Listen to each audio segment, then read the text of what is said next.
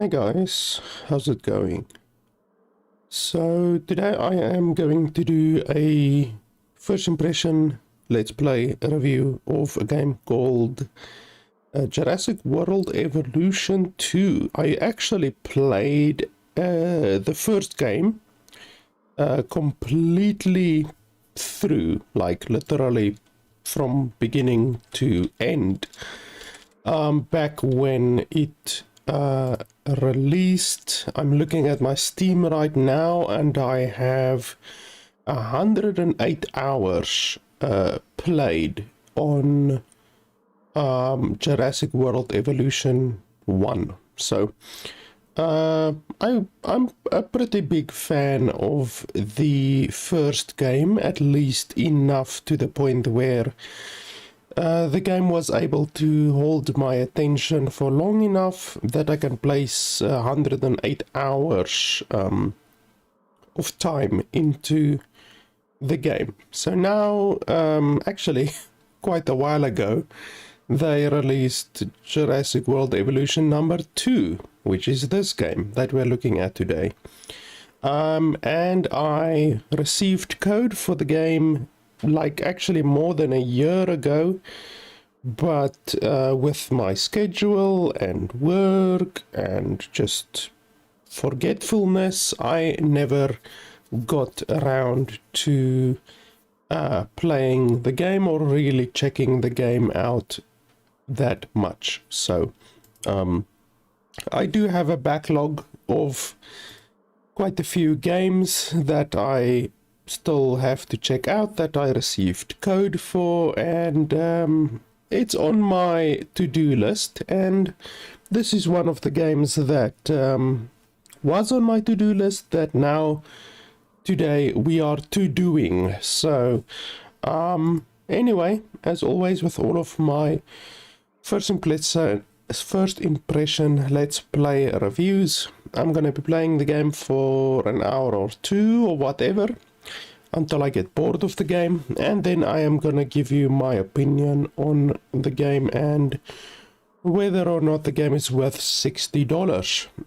If you are in a hurry and you're watching the VOD on YouTube or on Twitch, you can simply skip to the last 10 minutes or so of the VOD, and there I will give you my quick, concise, final opinion on the game. Otherwise, just stay tuned and I will be giving you my running commentary as we play through the game. I'm a little bit sick, my nose is still not 100% open, so my apologies if I maybe stumble over a word or two more than what I usually do. Now, one thing before we even get into the game, I really haven't played a lot of the game yet. I've played like maybe just the opening, the opening tutorial thing, and then there's a mission after that that I played, so I haven't played a whole lot of the game. One thing that I already noticed, which I am definitely not a fan of, is this. If you look over here, the game does something really stupid that I've noticed, whereby when I alt-tab, like right now I'm alt-tabbed, and I have this window open. When you alt-tab, the game uses a stupid amount of power. Like, there is the normal power usage, 120 watts. I obviously have a RTX 3080, in case you're wondering. So there is the normal usage when I'm in the game. The game uses 120 watts, but when I alt-tab, the game all of a sudden uses 240 watts, which is basically the maximum on the card, which is just really stupid. So it goes from 120 watts to 240 watts just because you alt-tabbed. Like, I do not understand why the game does that. And 240 watts is a stupid amount of usage. Like Cyberpunk 2077 at 2K resolution on Ultra uses 240 watts. So the fact that this game is using that much simply because I alt-tabbed is ridiculous. So I'm going to alt-tab back to the game now. So now I'm alt-tabbed back to the game. You can see we can move around in the game and everything. I'm literally inside the game now. And you will see that the power usage drops back to normal. Like, I just do not understand why the game would use literally double the power. Like, what is it using the power for? Simply because you alt-tabbed. Like, I really don't understand that. But anyway, that's just something that I noticed that is just really weird, that the power usage is like all over the place. So anyway, this is the game. Like I said, I played a lot of the first game, but I haven't played this game yet that much. Like, I played maybe an hour of the game. So I don't like the campaign. Like I said, I completed the campaign in the first game. By the way, the music is like non-existent for some reason. I played the first game through the entire campaign, and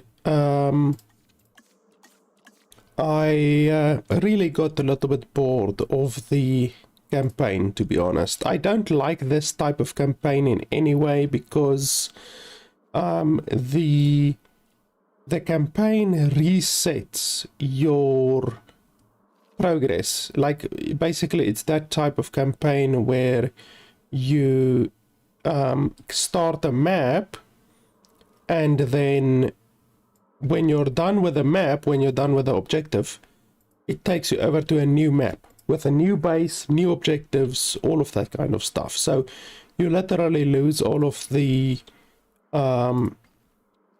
progress that you literally just made. And some of the maps are long, you know. Some of the maps can last whatever, 3 hours, 4 hours, 5 hours, you know. So I'm really not a fan of that type of campaign, you know. Like, I love a campaign where they place you on a map, and then they give you your objectives, and once you've completed the objective, they just give you the next objective. So it's like a sandbox, you know. It's a big map, a really big map, that you can basically play 100 hours on, and they just give you your objectives. Like, I do not understand the logic behind a developer resetting your progress the whole time. Like, I just do not understand. Like, why would you want to reset the progress of the player constantly, you know? So that's one thing that I don't like about this campaign. This campaign in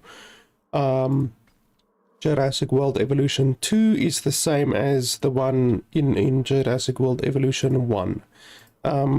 Like I say, they take you to different maps, you do the objectives, and when you have done the objectives, it's like a series of objectives, like, oh no, there's a escaped dinosaur. You have to capture the dinosaur and build a enclosure for the dinosaur, and place the dinosaur inside the enclosure, and then you have to keep the dinosaur happy, and then the dinosaur gets infected with some kind of a disease. You have to research the cure for the disease, all of that kind of stuff. So And then once you've done that, they move you to the next map and you lose all of your stuff that you built, all of your enclosures, all of that kind of stuff. So I'm really, really not a fan of that type of like map thing, you know, like campaign. So what we are doing here now is I made a sandbox. Now that's another thing that already, before we even get into the game, I do not like about this game. The sandboxes on this game are hilariously small, like really, really small. Like I do not understand, like this map is really big. Like you can build to your heart's content on this map. Like it's really, really big. You can see I can just go on and on and on. Just all of this is buildable area. You can build everywhere, not just down there. You can build up here as well, because I modded the game. Okay, there we hit a brick wall. Maybe this is the edge. Let me just check here with the building. Yeah, so this is the buildable area all the way from here and all the way to there. So you can see it takes a couple of seconds to get all the way over here. Now if we take the actually can quit if I want to actually prove a point. We can just save and then we can exit. I just want to show you guys how big the actual quote-unquote sandbox maps are in this game. Like they're really stupidly small. So we go sandbox, we go square levels. Square levels are supposed to be the way how you are supposed to do sandboxing, you know. So this is supposed to be the biggest maps, you know, the sandbox maps, but like they're really not so big. Okay, we quit that one. Okay, so the entrance, where's the entrance? Okay, I guess they don't give you an entrance at the beginning. And then we go over here. So here's the map limit. So it's like 1, 2, 3, 4, 5, 6. Over here, 6 seconds. That's how long it takes you from the one side to the other side. On the other map, it takes way longer because the other map is significantly bigger. So on the literal sandbox maps that they give you, all of the maps are the same. They just change the biomes. So you get the desert biome for the sandbox map. You get a frost biome for the sandbox map. All of that kind of stuff. So all of them are the same in size, and then it's just the biome that changes. So this is a tropical biome, you get desert biome, all of that kind of stuff. So if we go here, where's the limit?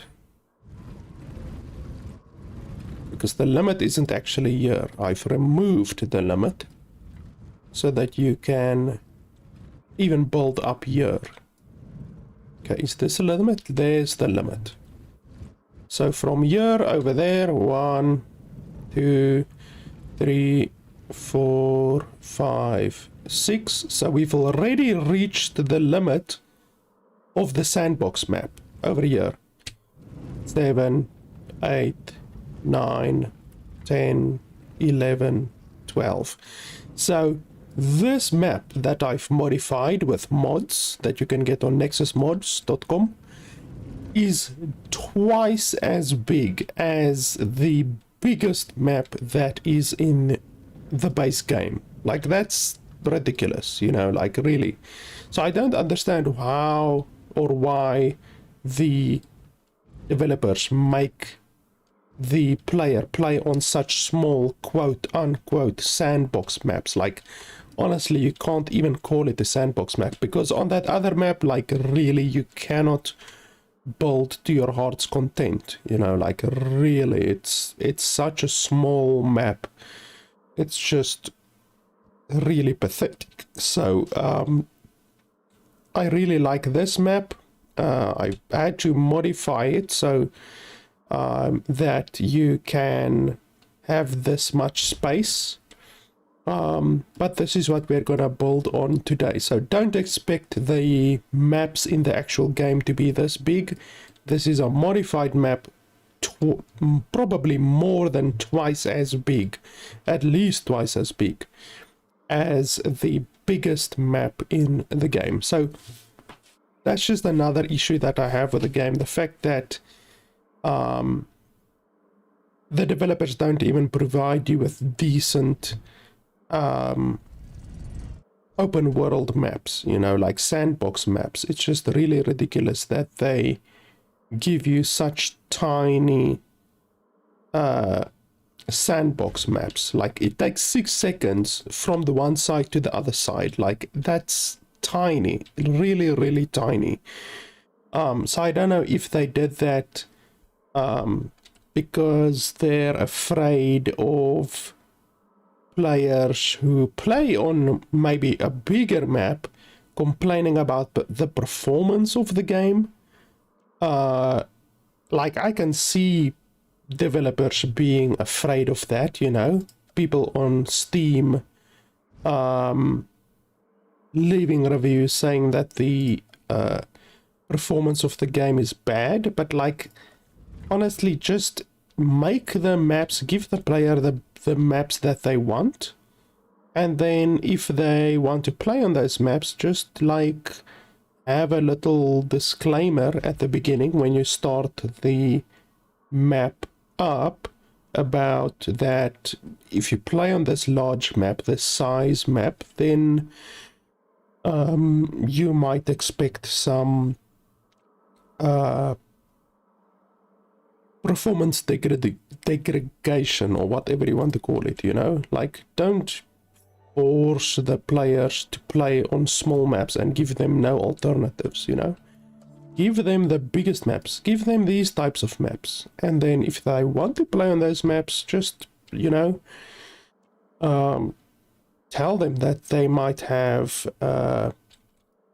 performance issues, maybe, you know. Obviously my PC has no issue, it's fucking smooth as butter on this map, but still, you know, like, I really don't see why, I can't think of a logical reason why the developers are limiting the player to such hilariously small maps as that one that I just showed. And that's literally the biggest map that is available in the game. And this map is a modded map, and it's twice as big as that map. So thank God for modders in the world, because honestly, modders make some games way more playable than what they otherwise would have been. Holy hell, I even have to research pylons. You've got to be kidding me. I don't even have pylons by default. That's ridiculous. Okay, so I guess we have to start out with backup generators, apparently. Apparently you don't get electricity in this game, you need to start with backup generators. Okay, well, these I don't think actually need a road, so you can just basically place them anywhere, I think. Does it actually show? Well, it doesn't show that this one doesn't need a road, and then on here it doesn't show either. So that's another issue. It doesn't even show you that something needs a road and another thing doesn't need a road. Once you've placed it, it does show you that it needs a road, but before placing it, it doesn't show you that it needs a road or doesn't need a road at all. So that's another issue. I mean, why don't they show you that? You know, it's obviously really important, because base design and base layout is really, really important in these types of games.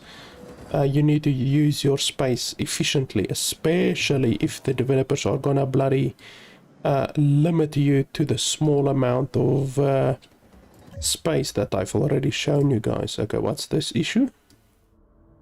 What's this? Control center. Oh, I already have a control center over there. Did I? Okay, no. Science center, acquisition center, expedition center, control center. How many bloody more centers do you need? Okay, so that one is actually going over there. Why the hell would it go over there? That's the stupidest location ever for a control center. I don't even think you can build a control center, can you?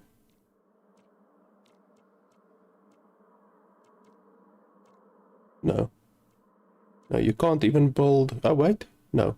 Yeah, you can't build a control center. So now I literally have to use this stupid control center that is all the way over here in a location which I didn't even want to use. But what can you do? And then we will just make a road down this mountain.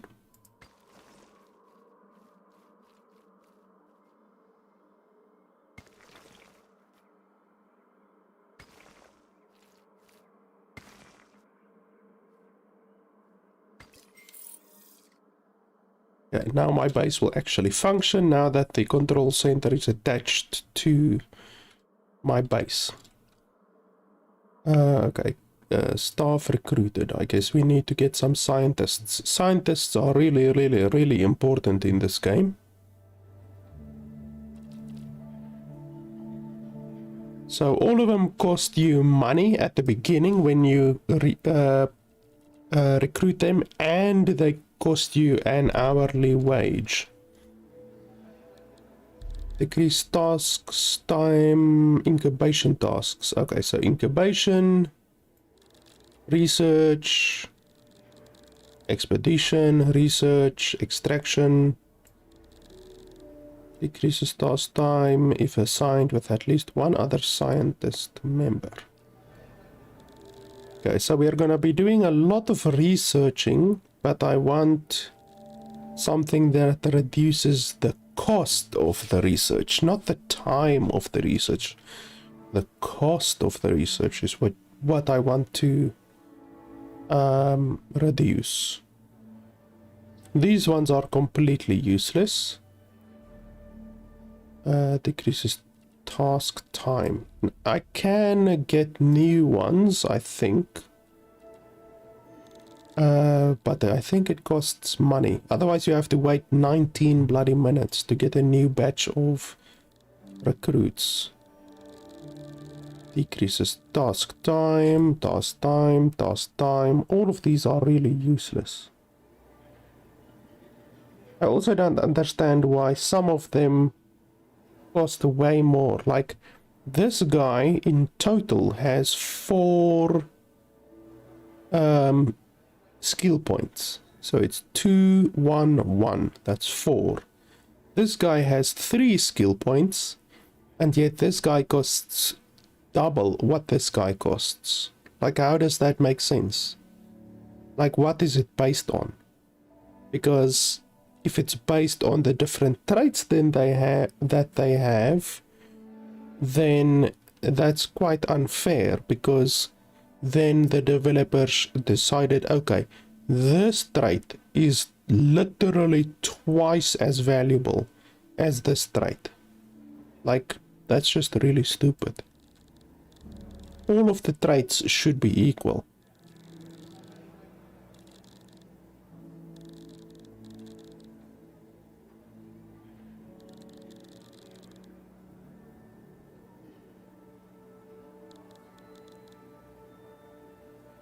And that's not even true, because look at this.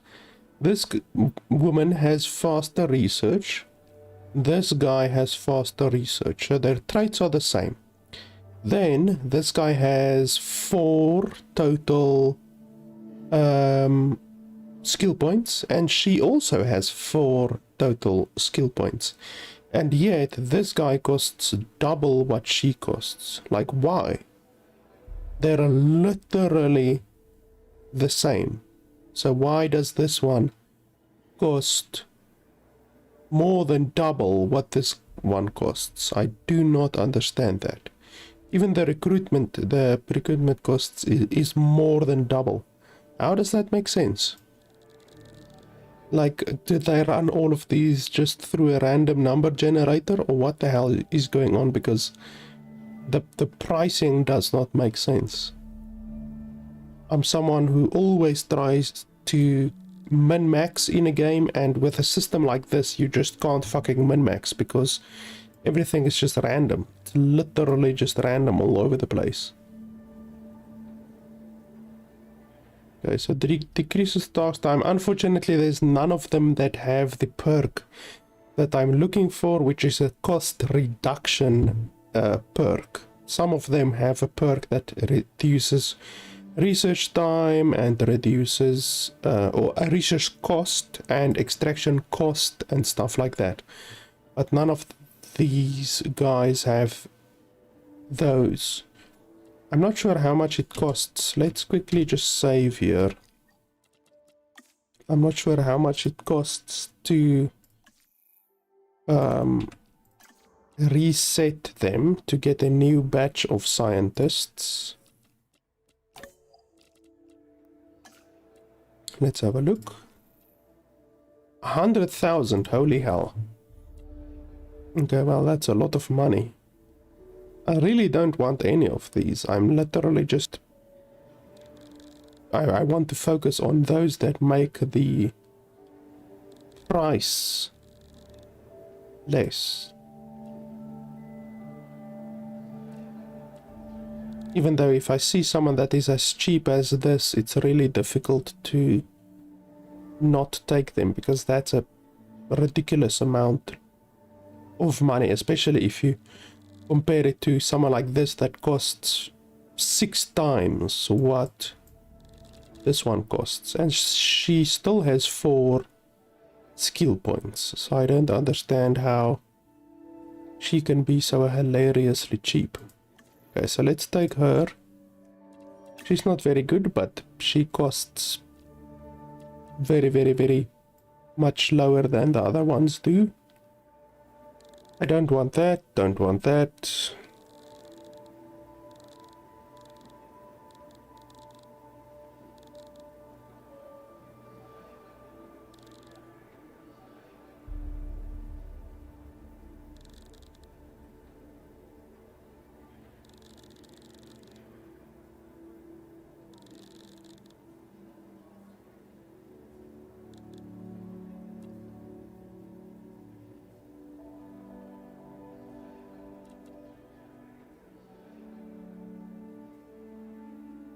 I guess we can take her.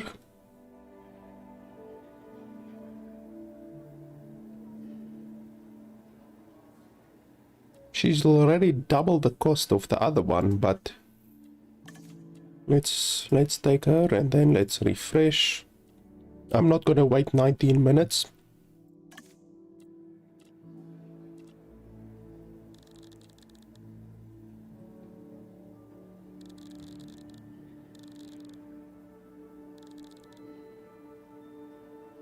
Oh, there we go. Reduces the cost of research tasks by 30%. That's what I'm looking for. So we're gonna take this guy, reduces cost.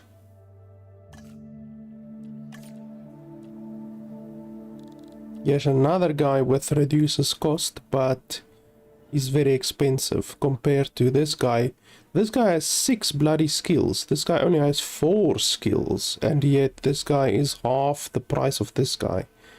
And they have the same traits. That's once again proof that seemingly the developers just did not give any fucks about the logic when it comes to hiring of the different people. Like, it's ridiculous. It just doesn't make sense. It's all over the fucking place. Okay, so we're gonna take this guy. Because these traits with cheaper research can save you millions of money over the lifetime of the scientist, because that 30% reduction is not that much at the beginning, but there's some research, like I can show you over here. There's some research that costs millions, like here at the side. Oh, I can't even show you the price. Okay, it's not even showing me the price. That's stupid. Here it shows the price, like 200. But eventually it becomes like 3 million, 4 million per research. So by getting a 30% reduction on a 4 million research, I think you would agree that is a good amount of reductions. Okay, so the scientist limit 5. Are we going to be able to do that? Holy hell. No, we can't. You can only assign 3 for some fucking reason. The developers thought that it would be funny that you can only assign 3 scientists to a single task. You can never assign more than 3 scientists. So I can't even research that thing. I literally cannot research it now. So I first need scientists with better levels. Okay, so I'm gonna save 20,000 here. It's not a huge amount, but it's something at least. So we can do that, saving 20,000.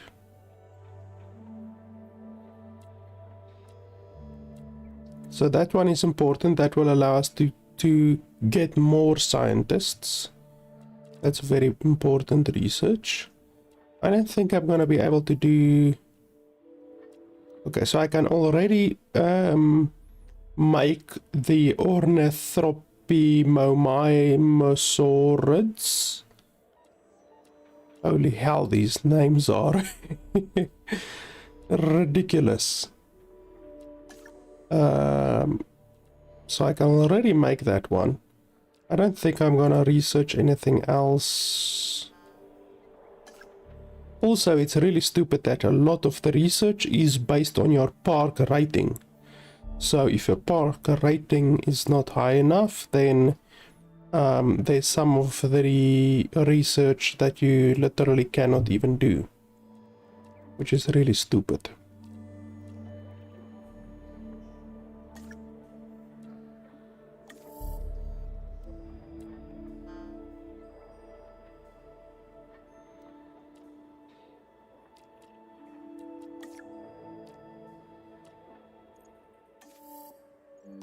Okay, we're not gonna need gene modification right now. We can't do any of these.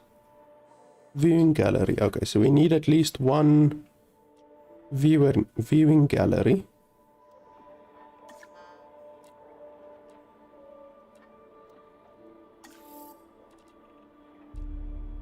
There's so few things that you can research at the beginning, it's ridiculous. Oh, and we can go on an expedition, I guess. Oh no, wait, we can't. Expedition center. Hey, where? Oh, my expedition center isn't built yet.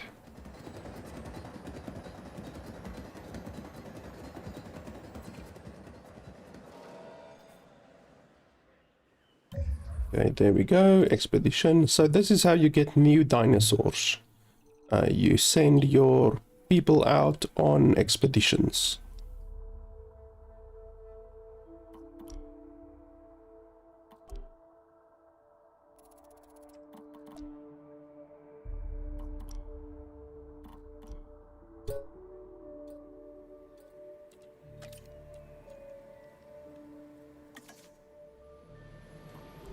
Unfortunately, we can only send out one at the beginning.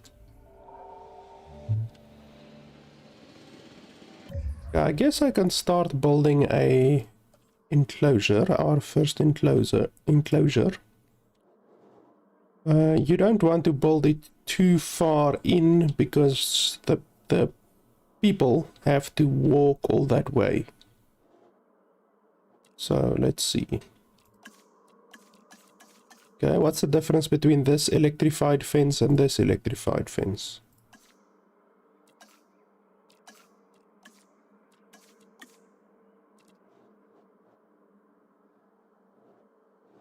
Oh yeah, and before I forget, we have to first build the hatchery. That's very important. We should never build anything else. These are just different looks for the different hatcheries. They all do the same thing.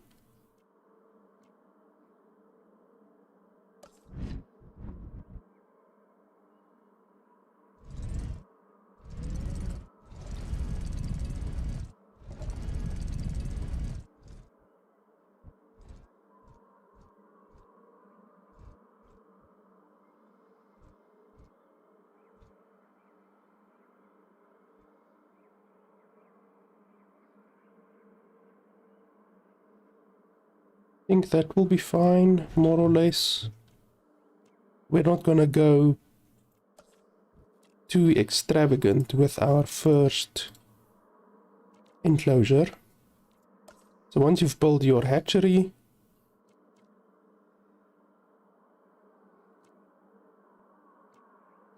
you then select your fence. I'm not sure what the difference is. Do they look different?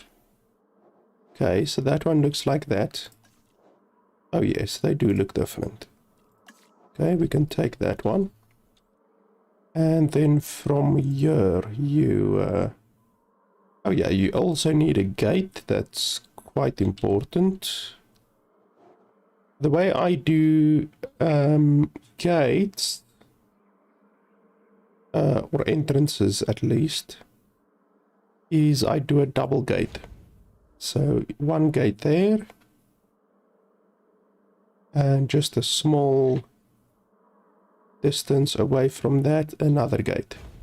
The reason why I do that is because they implemented a pretty stupid mechanic, in my opinion, in this game called sabotage. So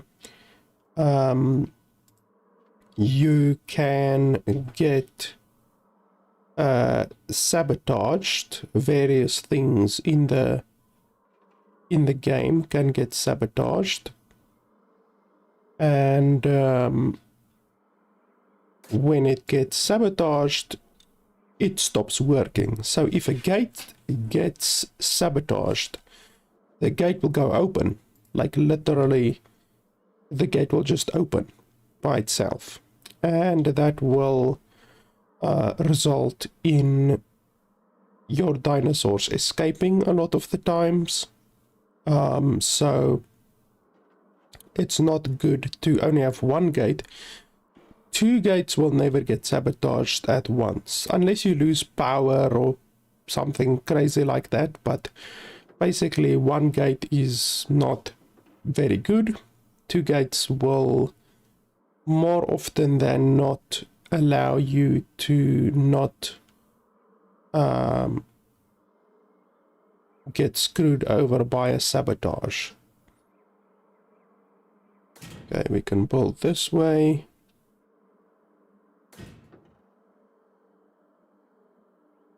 I'm gonna make this first enclosure rather big because it's gonna house quite a lot of dinosaurs.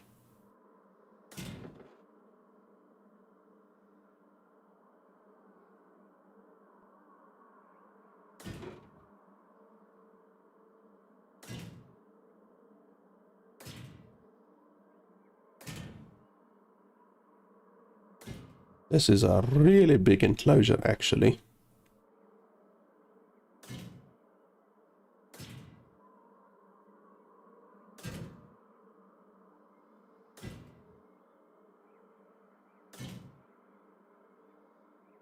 You never want to make a enclosure that's much bigger than this one, because this is plenty big enough for most of the species in the game. Some of the species require a little bit bigger than this area, but like I'm gonna have a bunch of small species in here, so it's gonna be small species, but I'm gonna have like 50 of them in here. So, and each dinosaur requires a certain amount of area, like territory. It requires a certain amount of territory, so you need to keep that in mind. Obviously, you should never make the thing just big enough. You know, you should always make it a little bit bigger than what it needs to be, so that you can house more than one or more than a couple dinosaurs in there.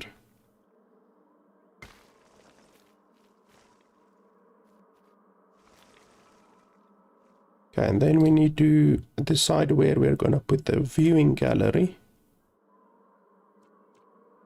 What the hell is this? A Ryzen viewing platform used to provide dinosaur visibility.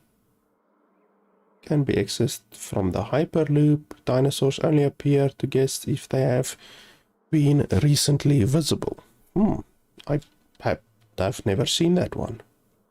Must be something new that they added in this game. But I don't think I can actually attach it to the Hyperloop. That's the Hyperloop. Oh no, that's a monorail. Okay, then I don't know what the Hyperloop is. Anyway,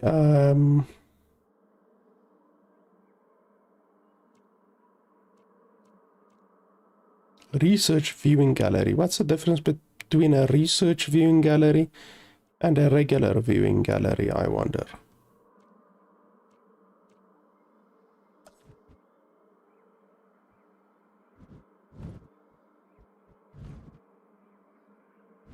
Why does it need to have electricity?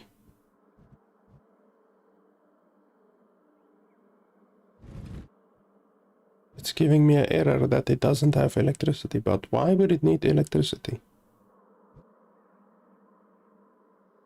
Okay, so that one would be pretty good. We can put another one over here.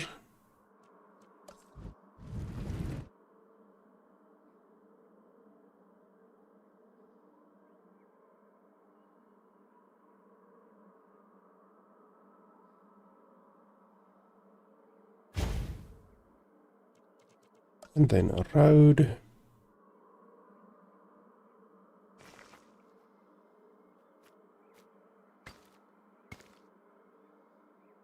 And then I apparently need to provide electricity. I don't like this backup generator thing because it requires fuel. So I really want to get the power station as quickly as possible. So where is it? Substation. No. Power station. Large power station. So where's the small power station? Oh, there. Small power station. Okay, that's fine. Okay, so we're gonna want to get that as soon as we can.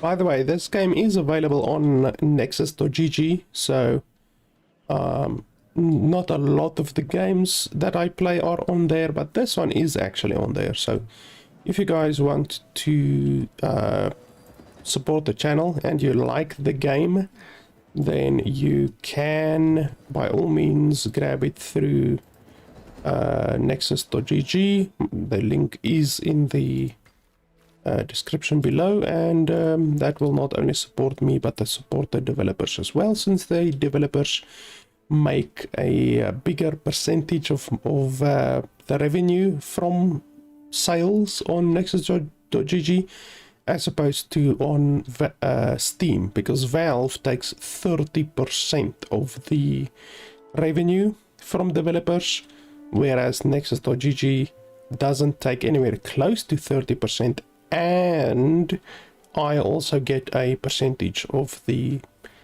price. So not only do the developers benefit, but I benefit as well. And it literally just takes an extra click. I've bought a lot of games for myself through my own Nexus.gg link, and it's really cool to know that the developers will also get additional money, you know, more than what they would normally get if you just bought it through Steam or anything like that. Okay, so now, oh yeah, you can also sell fossils. That's one cool thing of sending out the expeditions for the fossils.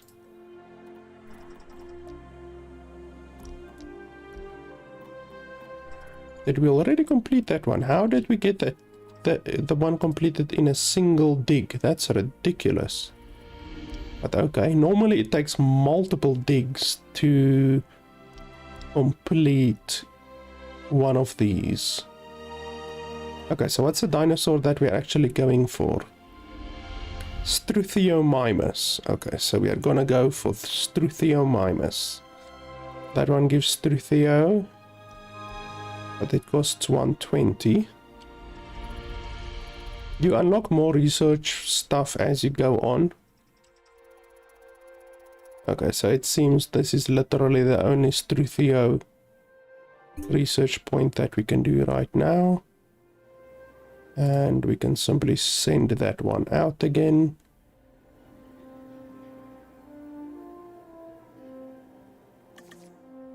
Okay, and then the research. Was it infrastructure?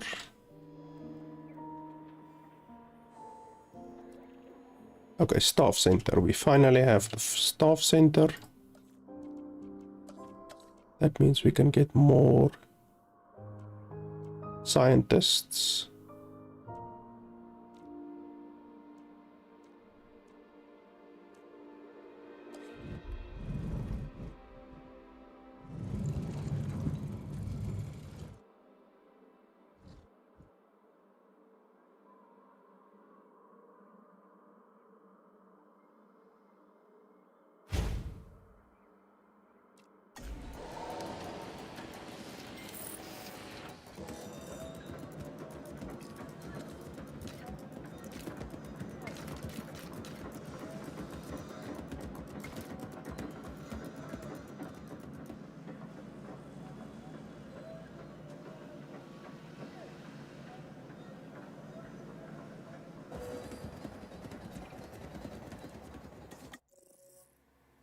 Okay, so we can't create any dinosaurs until we have researched the genome. We will do that. First want to get more scientists, because we can't do that one research without additional scientists.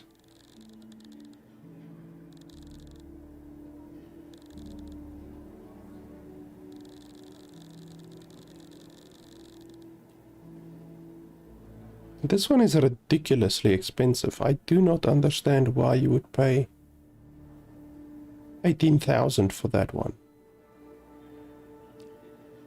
Like, seriously. Decreases task time for veterinary tasks. I don't need that, to be honest.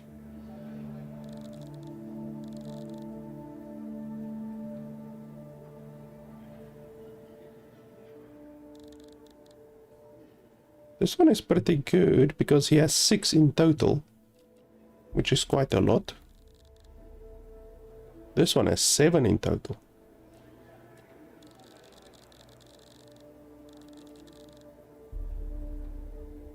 I guess we can go for this one.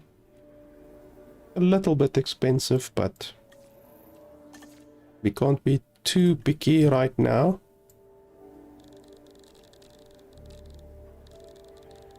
And then I would like another one with the reduced research cost tasks thing, but I'm not going to pay 19,000 for this guy.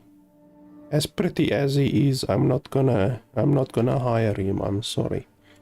So okay, now we can do that research at least.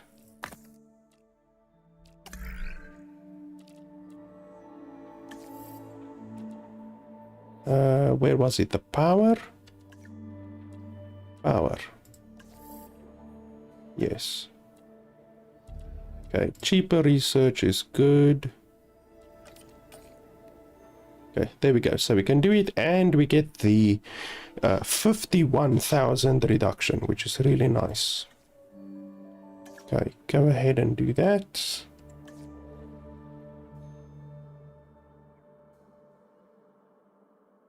So in order to get dinosaurs, you first have to research their genome, which you do by adding these things. So like if I add both of these, then you can see there I get 65% of the genome. Once you get to 100%, then you can do genetic modification, which is really important in this game. You really need to do genetic modification. It's quite important because your dinosaurs, a lot of the dinosaurs have bad traits, like their traits aren't good. They have negative traits and stuff like that.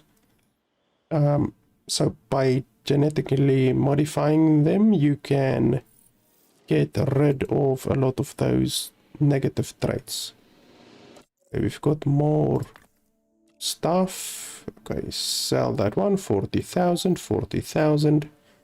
Okay, is this enough? Let's see. That one, that one, that one, that one. 92. That almost gets us all the way. So we can do that. You also benefit by adding as much as possible, because literally just doing this one costs 50,000, and doing all of these together still costs 50,000. So you save a considerable amount of money by putting all of the stuff together that you can, you know, as much as possible. You should try to put them together. Okay, we can send out another expedition. This one, no.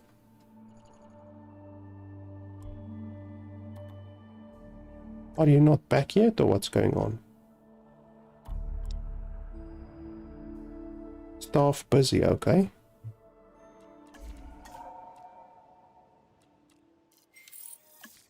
Okay, there we go.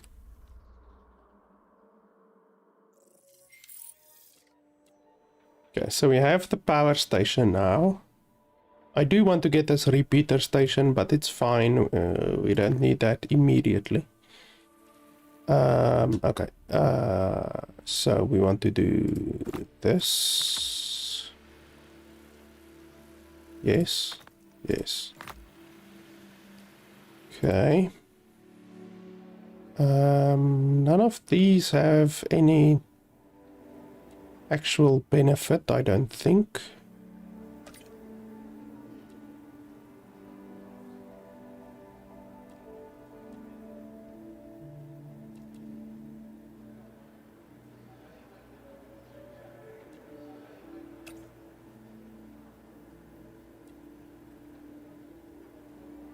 Okay, so that's gonna take 2.5 minutes.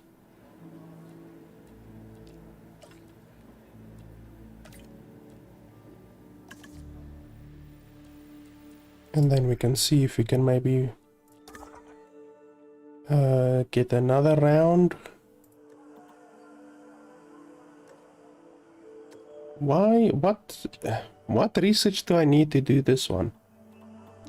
It's stupid. They should show you what research you need, you know? Okay, so the only dinosaurs I can choose right now are the Ceratopsaurus, the Dilopsaurus, and the, yeah, we're gonna go for that one because it's a meat eater. So it's not a meat eater, it's a grass eater, and I want the grass eaters because at the beginning of the game it's really difficult to put grass eaters together with meat eaters, because certain types of meat eaters will eat certain types of grass eaters. You can put them together, but it needs to be only certain types, you know, certain species. So we will first need to see what those, holy hell, 640,000. We'll first need to see how they compare, you know, how compatible they are. Okay, this thing is still going on. We got some, oh, it's a big boy. Okay, I think we can put those together with our Struthiomimus.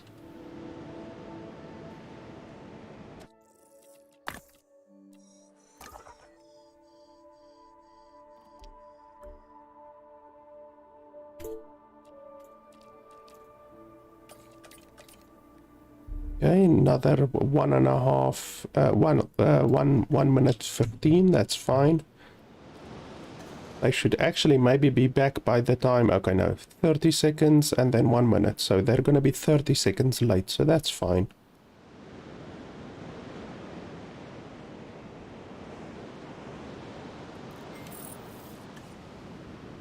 Okay, so we have the Struthiomimus researched. Now, to research that last little bit, that 8% that we need, it's literally going to take another 2.5 minutes, which is the same amount that it took before, and it's going to cost the same, which is ridiculous. It's stupid that it costs the same and takes the same amount to research one fossil than what it does to research all of the bloody fossils. Okay, but to show you over here, we can now actually synthesize the Struthiomimus. Now, you can just hatch them like this, you know. They will have a 50% chance to be resilient, 25% chance to be social, and 25% chance to be fit. All of these are different traits. Or you can modify their genome. It costs money to do, but you can modify their genome. So by the normal price, it will take 15,000 to create a batch of Struthiomimuses, because you create a batch of eggs from 3 eggs to 7 eggs. Or you can modify them, and then it costs more, but then you have 100% chance of adding the long-lived trait to the animal, and that increases their lifespan by, I think, 30%, I think. So we can actually do that. We can definitely do that. I just want to see if we research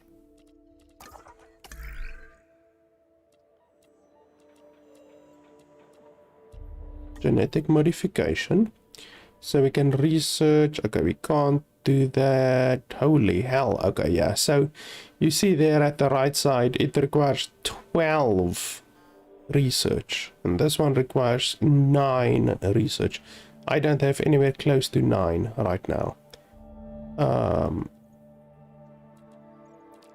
So yeah, lost flights. vulnerable. Yeah, so there's different traits that you need to first get on different dinosaurs. And then you can get these other different modifications. So we are pretty much gonna have to release some dinosaurs before we can do the other rest of the genomes, because there's a whole bunch of different traits that you can add to your dinosaur, but you first have to research them. You can also change the color. Let's make them like that.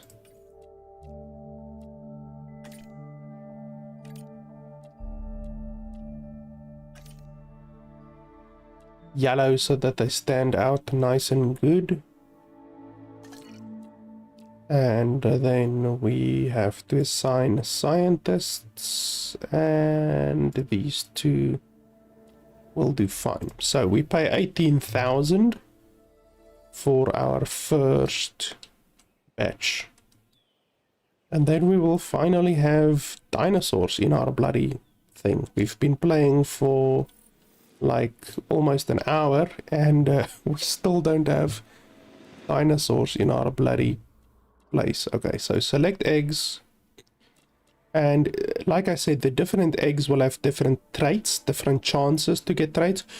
All of these will have the long-lived trait on them because we modified it so that they have, but like these have bad traits. So skittish, 30% chance to panic, minus 30% threat, and minus 50% dominance. This one actually has a good trait in addition to the bad trait, which is resilient. Resilient is a very good trait. This one has social, and this one has fit. So we're going to take all of these. The skittish trait is not that bad. I don't really care about the skittish trait, to be honest. It's not really a downside that you really need to worry about that much, to be honest. Okay, and then we need someone with one. Doesn't really matter which we take here, we can just take any of them. Boom. Okay, 210,000 for our first batch, in addition to the money that we already paid. Okay, and then we can send out our next batch. We can also research the Nasutoceratops.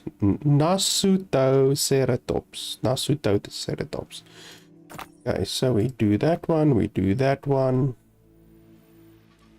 Like I said, it doesn't really matter which you do and which you don't do.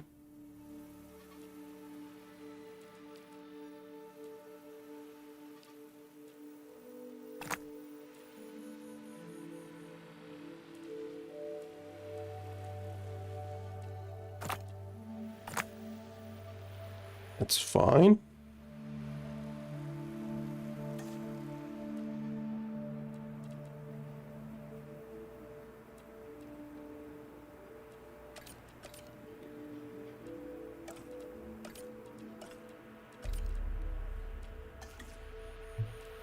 And then we can do another expedition. Okay, so that one is done, that one is done. Now we basically have to do either this one or that one. I think this one is the small one. I would like to prioritize smaller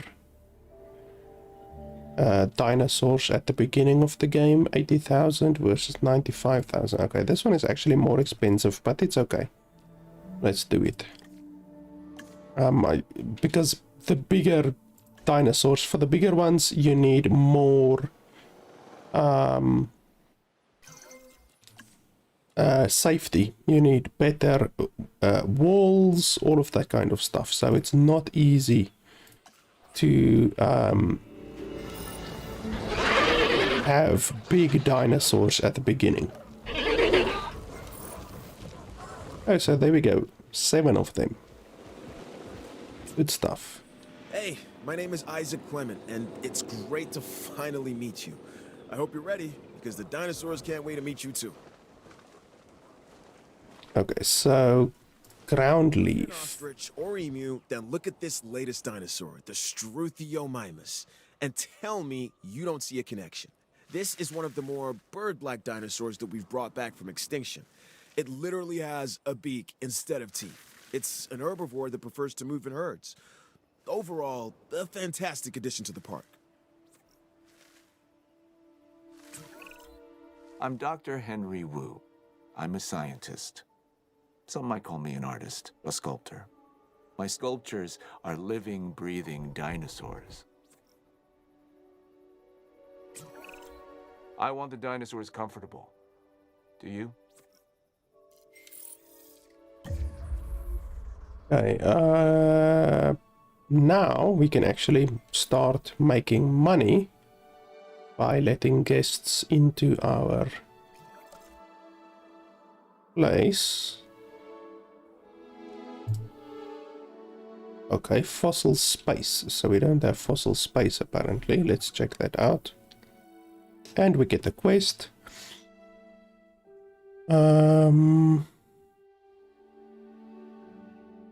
Increase the number of dinosaurs in the park. Well, that I can do very easily.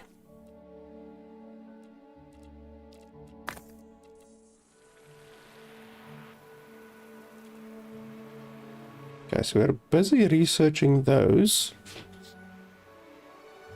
Can't I sell some of them?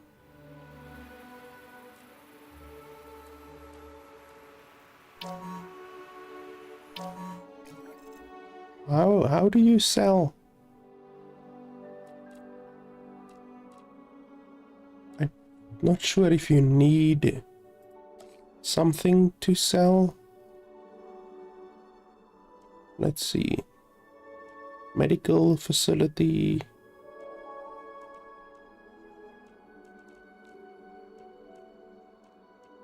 Where the hell do you sell stuff?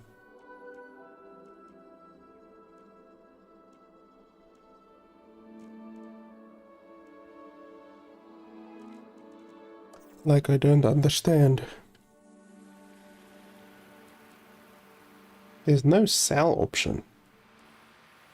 So how do you make space?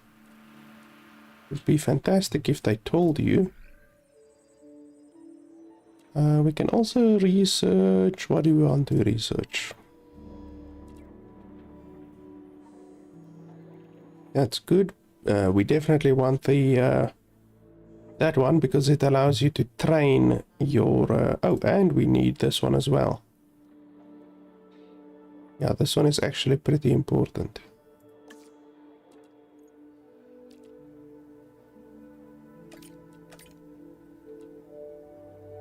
Oh, but it's a research, so I want the research price reduction on that one. So let's just wait for now. Oh yeah, and then I want... Hey, Owen Grady here. I'll keep it brief. By the way, this guy sounds nothing like Chris Pratt. That's something that pisses me off about this game. There's a new objective. I'm sending you the details now. He sounds absolutely nothing like him. I'm always excited to see a new addition to the park. It's like Christmas morning, but Santa has fangs. Like, they used his face. They used Owen Wilson, not Owen Wilson, Chris Pratt's face. And then they used someone who sounds fucking nothing like Chris Pratt. Like, if you're gonna be using the guy's face, at least get someone who sounds a little bit like him. Like, you have the audacity to use the actor's face but not his actual voice, so at least get someone who sounds a little bit like him, not like someone who's fucking completely different sounding.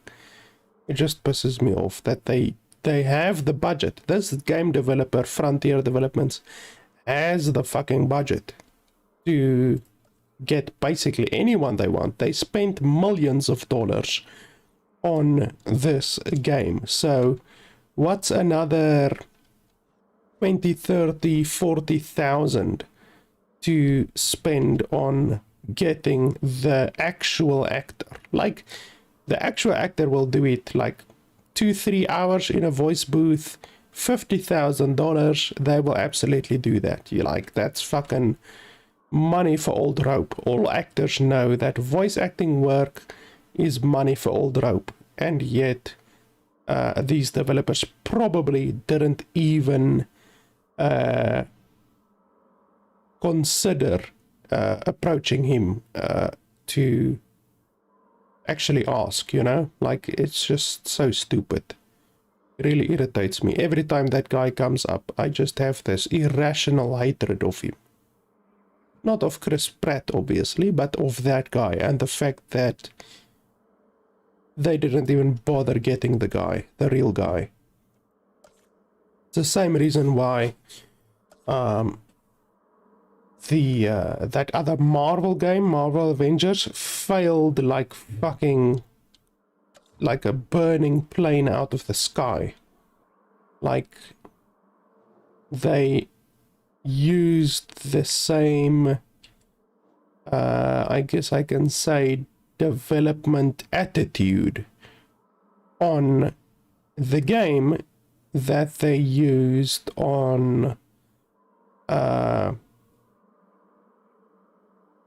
actors, you know, like, they didn't get any of the original voice actors, and they just cheaped out. Like, obviously the company behind Marvel Avengers, I forgot the name now. Is it Square Enix? I think it's Square Enix. Anyway, the fucking company had the money. They have millions and millions, literally tens of millions of dollars that they spent on Marvel's Avengers. So they could have fucking gotten the actors. They absolutely could have gotten them, and they probably didn't even try to get them, which is just really stupid. So one of the reasons why that game failed hard, and it's good that it failed, because developers like that don't deserve to get any reward for that kind of shitty behavior. Not that this developer's, I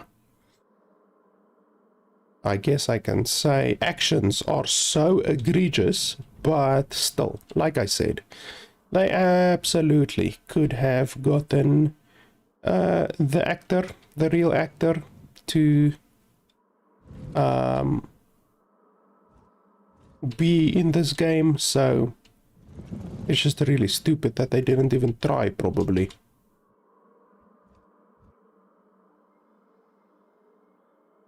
Okay, we're gonna place the hotel here.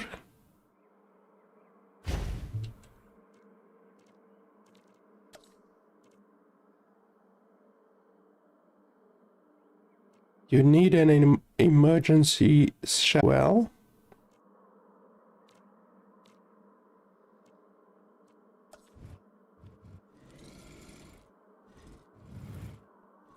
because the game does have like a storm thing that happens sometimes.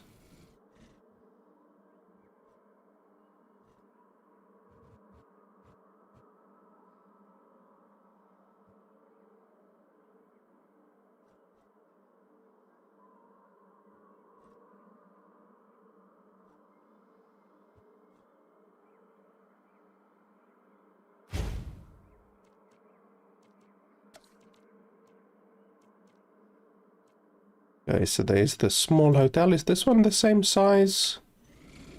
Yeah, it looks more or less the same size. Holy hell, is this one also the same size? Oh no, this one is not the same size. So why would they make the different things, different sizes? This one is also a small hotel, and yet it's bigger than those. That's stupid. I thought the different models will have the same size, but apparently not.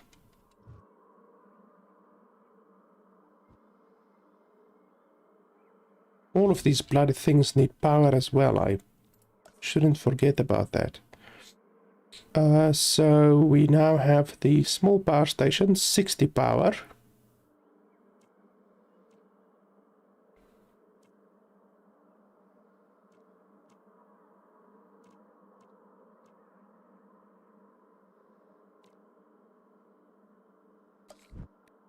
Okay, so that one is pretty damn big.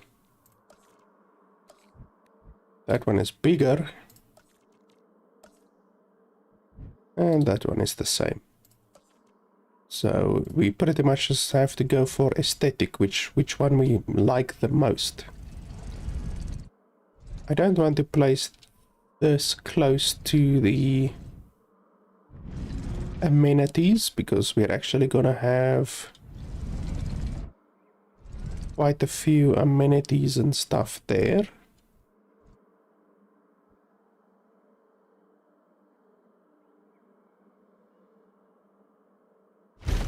That should be fine. We don't have the oh, we do have the substation. Okay. Why doesn't this one show? Okay, so that area is covered.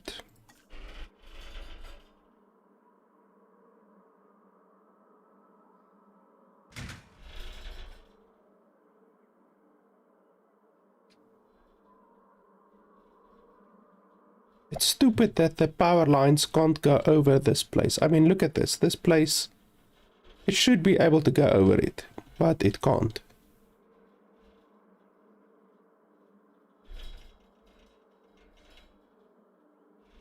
Does this even cost money? I'm not even sure if it costs money. Oh, it does cost money. Okay.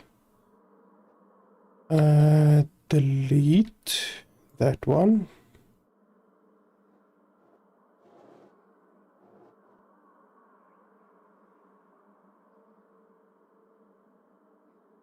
Why can't I click on it?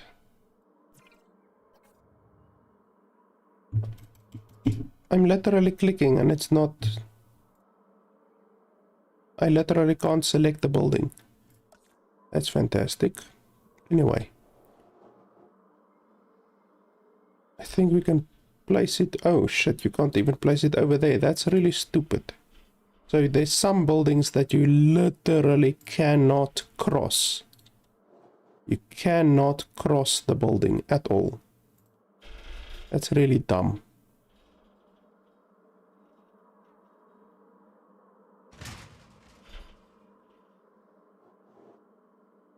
That makes placing the power grid much more of a schlep than what it needs to be.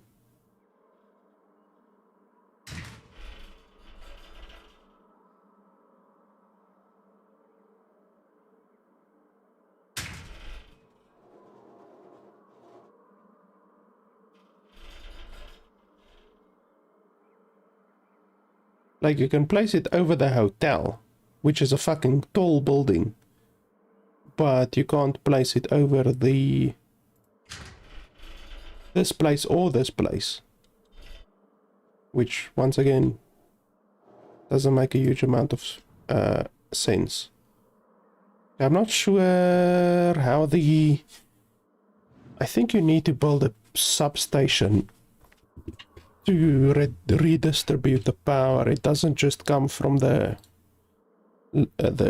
poles. Even though there's a pole literally right there, you can't actually connect it to the pole. You need a substation, I think.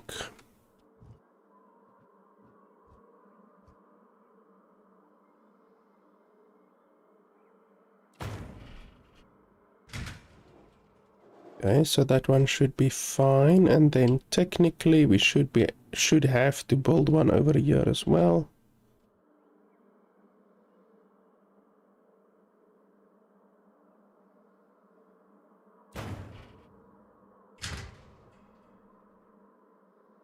Okay, that should be fine. Oh, and we need one over here at the top as well.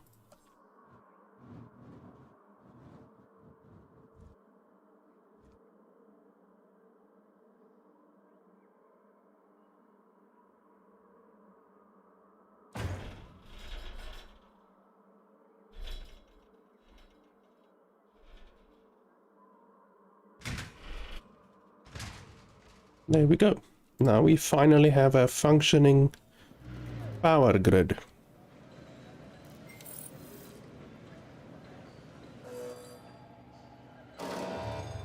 Okay, so we have all of our people back.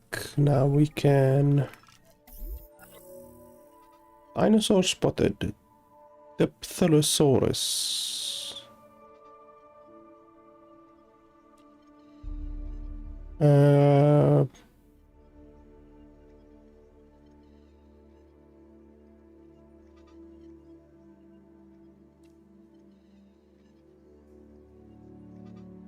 I mean, I could build a second enclosure because those are meat eaters. So I could build a second enclosure.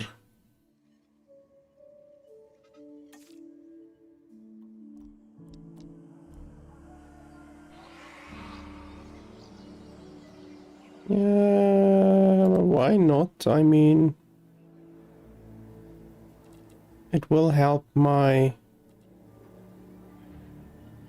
thing at the beginning, my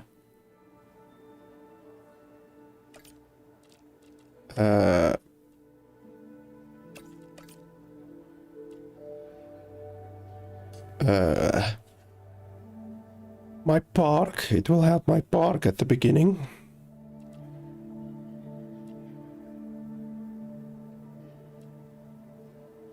Yeah, that's fine. Go get them. It's a little bit expensive. 100,000, and then I wonder what kind of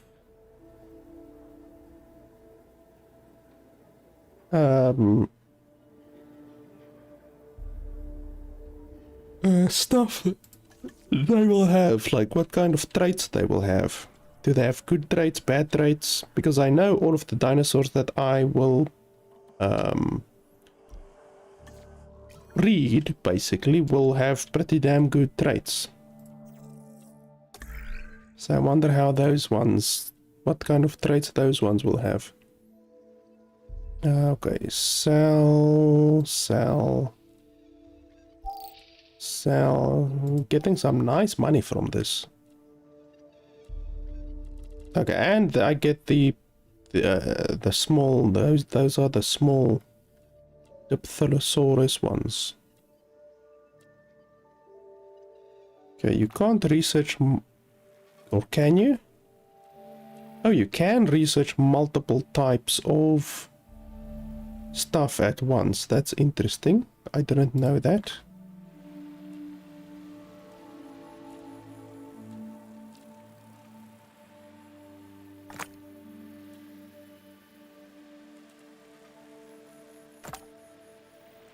Okay, that's good information to have for the future. Okay, this will take 2.5 minutes. That's quite a while. I don't think I will be able to research anything with just these two researchers.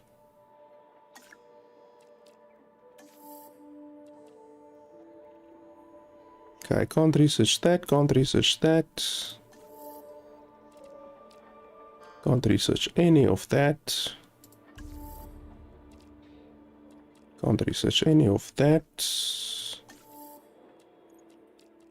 Yeah, basically 2 researchers are not enough.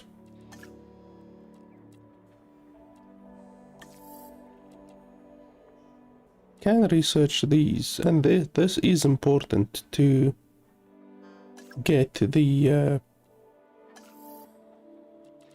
cures for the diseases relatively early.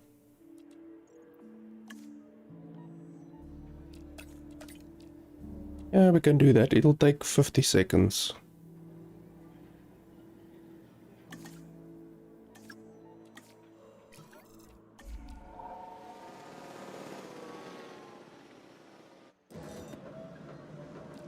Oh yeah, this one needs a road.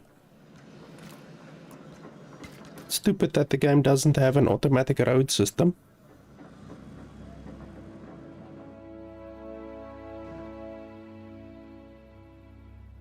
Power station is still being built. People are streaming in, that's good. A restroom, do I have a restroom? Yes, I do.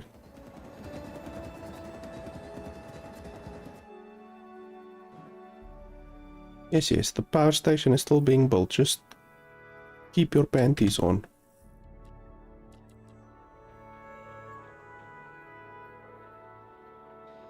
Why can't I build this one?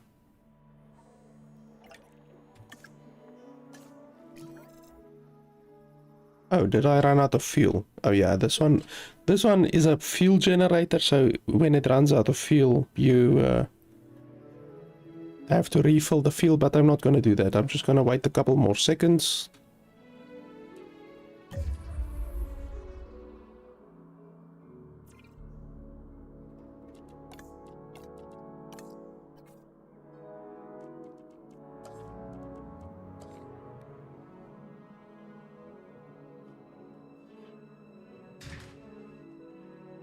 Okay, there we go. Then we build a path.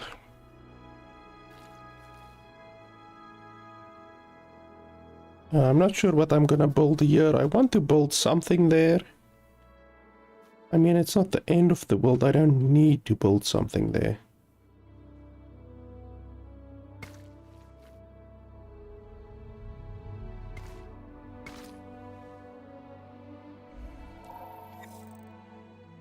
Yes, I already know.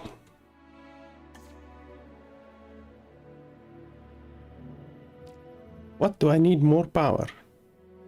No. Why aren't these... Isn't this one throwing out power? Because these ones are showing they don't have power.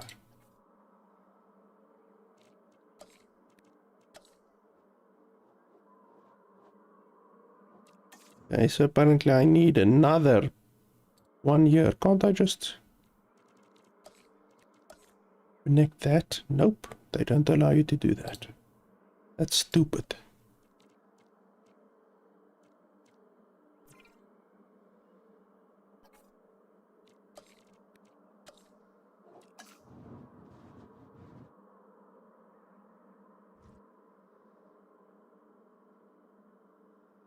And that one over there also doesn't have power.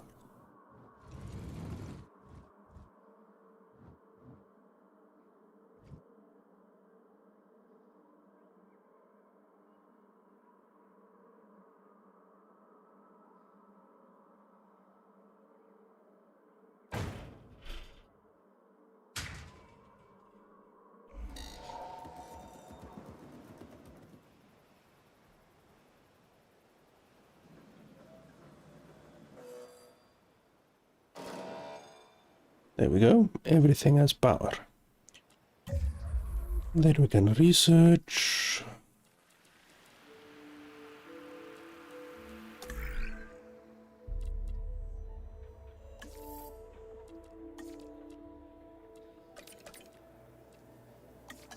Already on these two researchers, I'm saving 100,000 already. And like I said, eventually you get research tasks that require like 4 million. Okay, I captured 2 of them. That's not too bad. It's not ideal, but what can you do?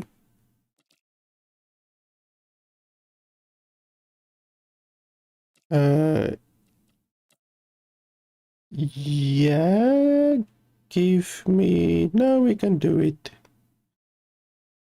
That's fine. We can just drop it here somewhere. Let me just pause.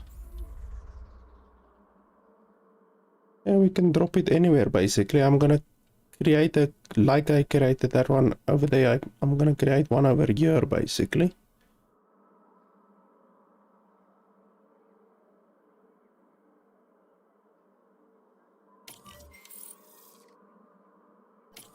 Yeah, right there should be fine.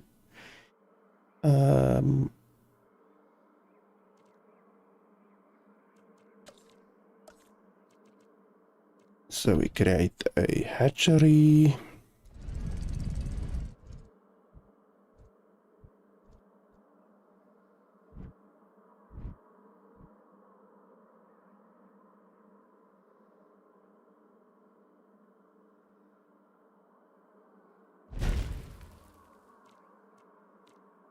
I don't think these ones can break walls. I don't think, not like these types of walls. So we should be fine. Oh yeah, and then I want to do the double gate thing again.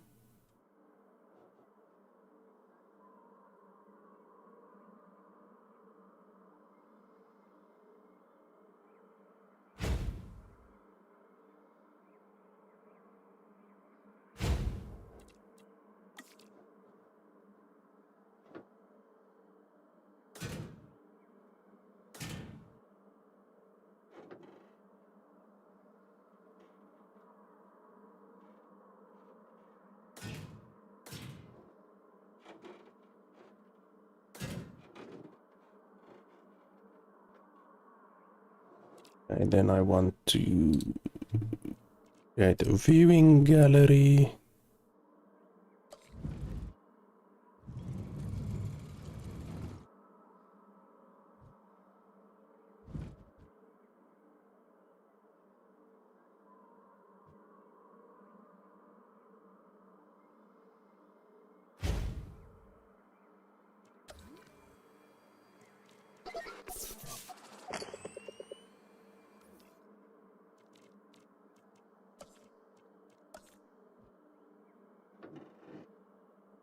Oh yeah, I forgot you can actually do that.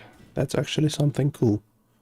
You can literally put the walls against the viewing gallery to get basically maximum spread.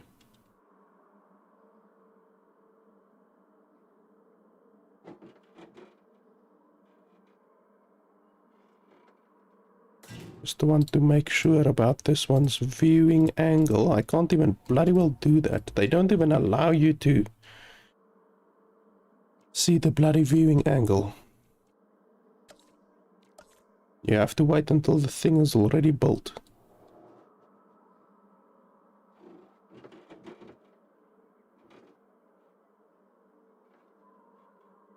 I'm not gonna make this one too big either. It's gonna be big, but not massive.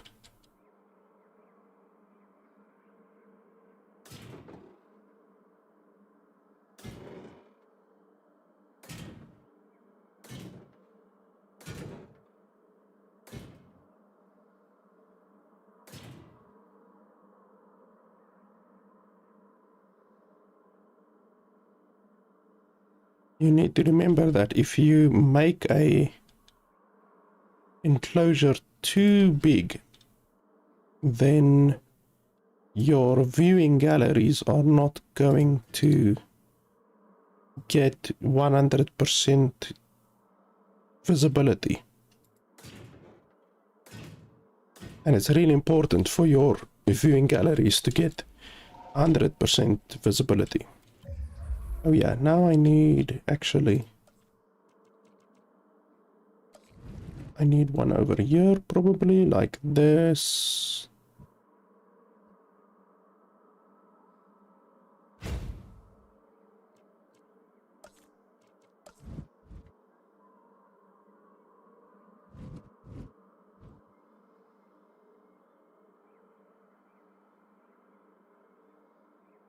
So by placing one here, and here, you're gonna get basically 100% visibility, which is important.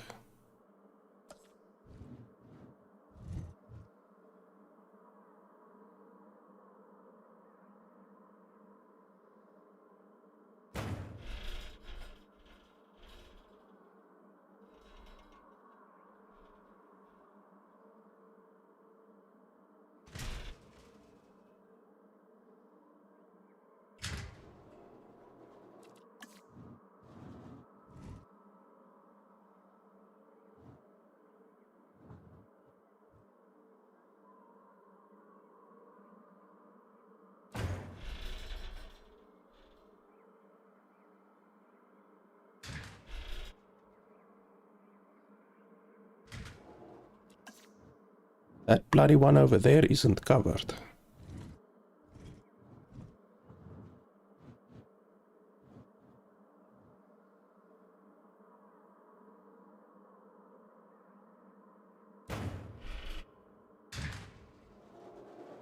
Okay, that should cover all of them. And then I need feeders, which I don't have yet.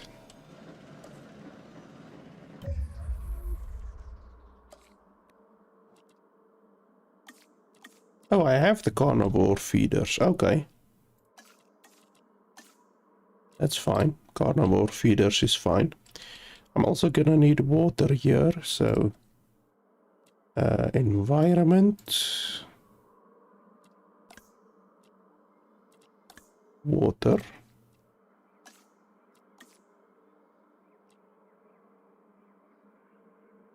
It's always good to place the water basically in the middle, so that you, because the dinosaurs like water, obviously, so if you place it in the middle, the dinosaurs will always stay around the middle, whereas if you place it here at the back, the dinosaurs will be at the back for the most part, which you don't really want. Okay, what do we want?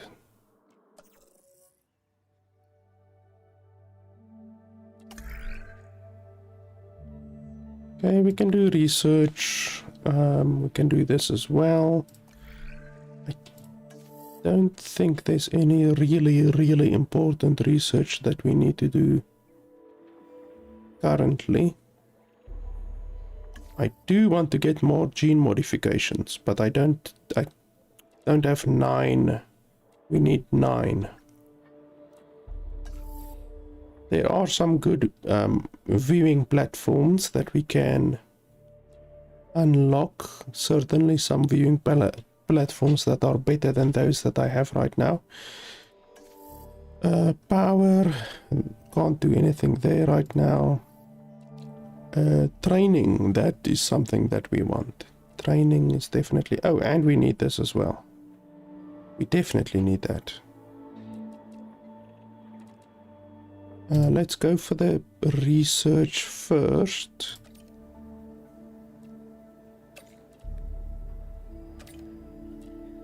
There we save another 100,000, just like that.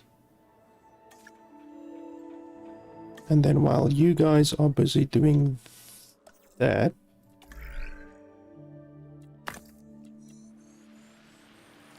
oh shit, we can't do that. Okay, can we do an expedition? I've done all of the expeditions except this one. I will unlock more expeditions later on.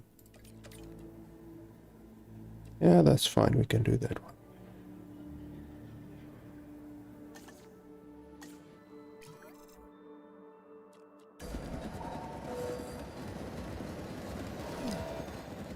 Oh yeah, and then we need to build roads. I almost forgot.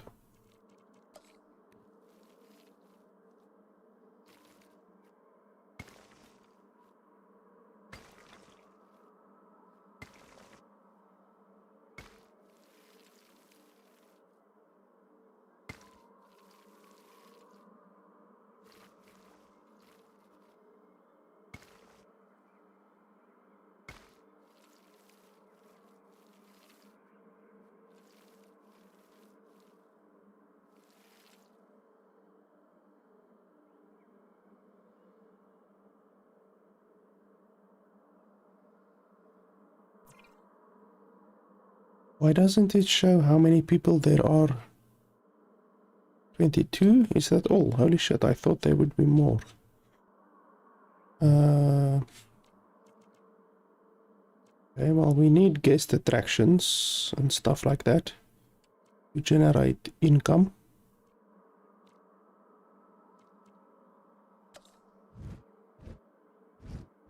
Definitely a food place, and then also a selling place.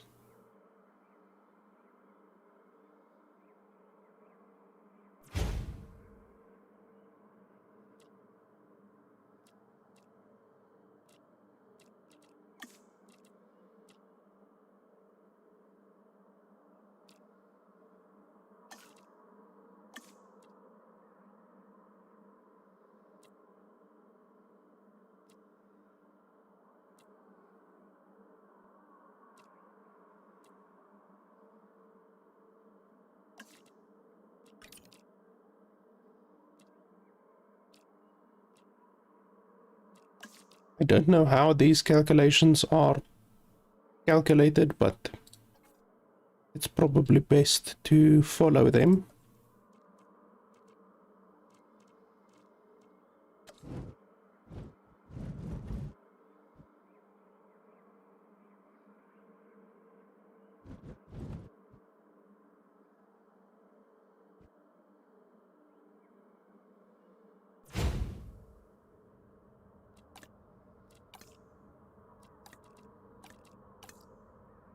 I don't want a donut place. I want steaks. Drinks. Drinks.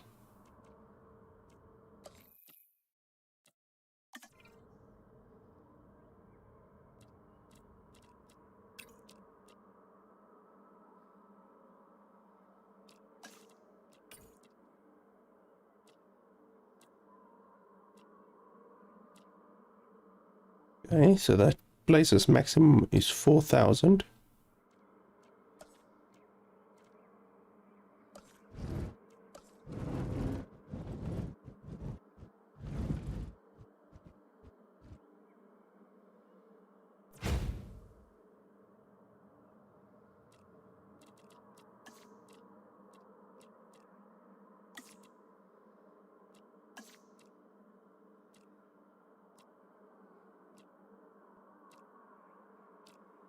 That one is also maximum 4,000. So these two are 4,000. This one is 6,000 for some reason. We do get better amenities later on. Oh, okay. This one is not connected yet. So really stupid that they can't just create a game with automatic roads. I mean, how difficult is it? This dinosaur, the Dilophosaurus, has a distinctive neck frill it can expand when it senses danger. It's also been known to spit into the eyes of its prey, blinding it before it goes in for the kill. Yeah, we've all watched the first Jurassic Park movie, don't worry.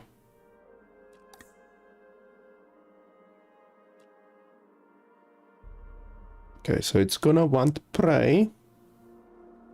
It wants forest as well. So forest, open space, water.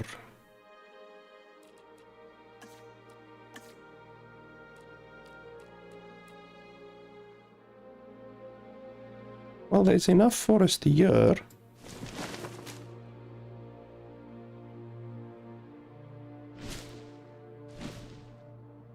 The problem is you shouldn't have too much forest in front of the viewing galleries, because the forest blocks the viewing galleries. So you should always not put in front of the viewing galleries if you can avoid it.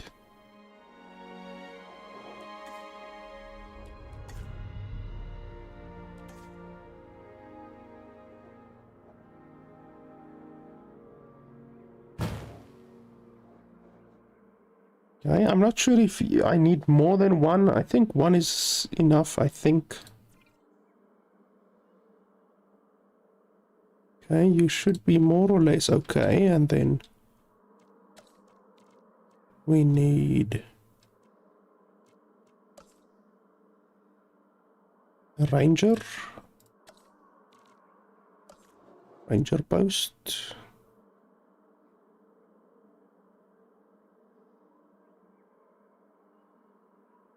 I don't think you can put it in the water, can you?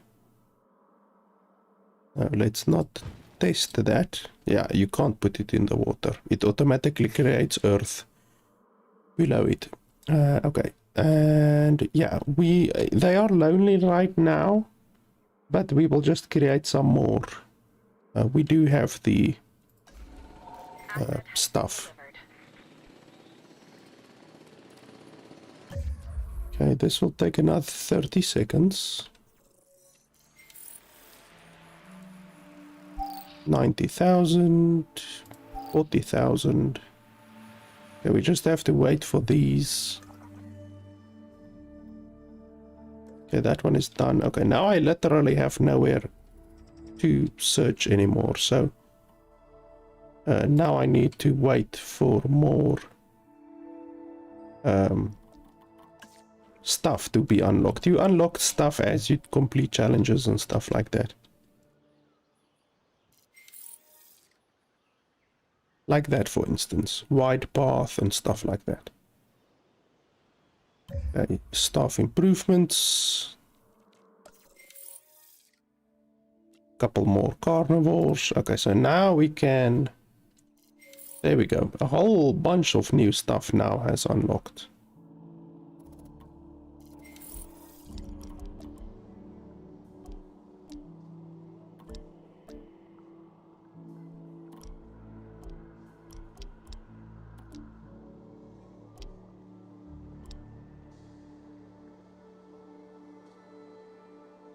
Okay, these are rather expensive. Let's first have a look over here.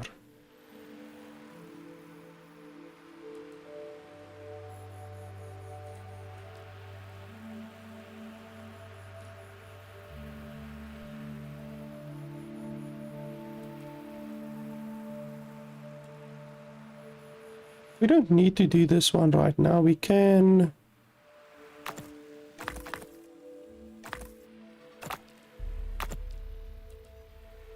We can focus on this one.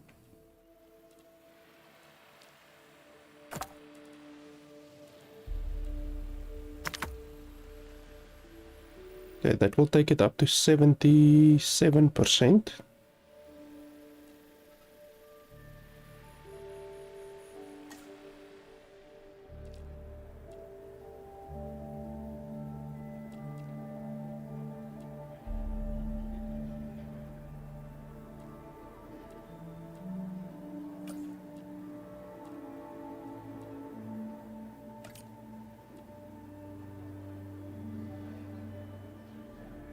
Two and a half minutes. Let me just quickly check something.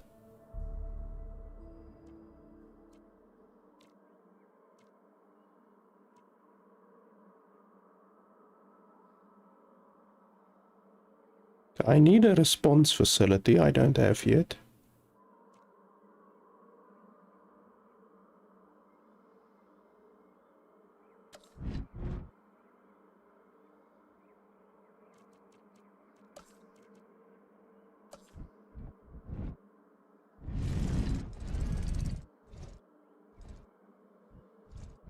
You can't even bloody well...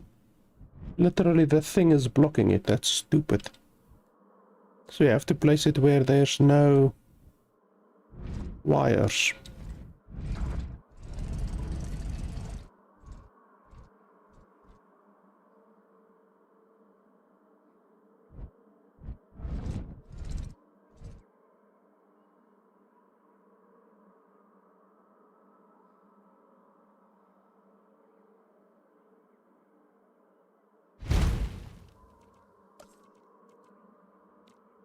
Okay, we have one of those.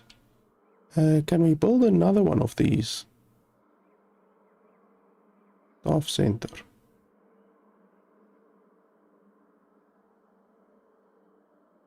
Okay, we have one there.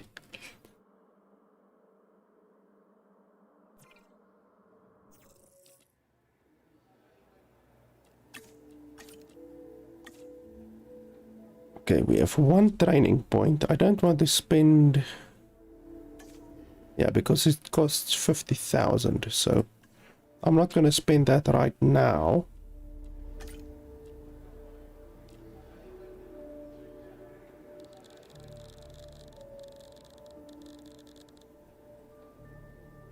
Okay, we're going to wait until we get new people in 4 minutes. It's not too bad. 4 minutes isn't too far away.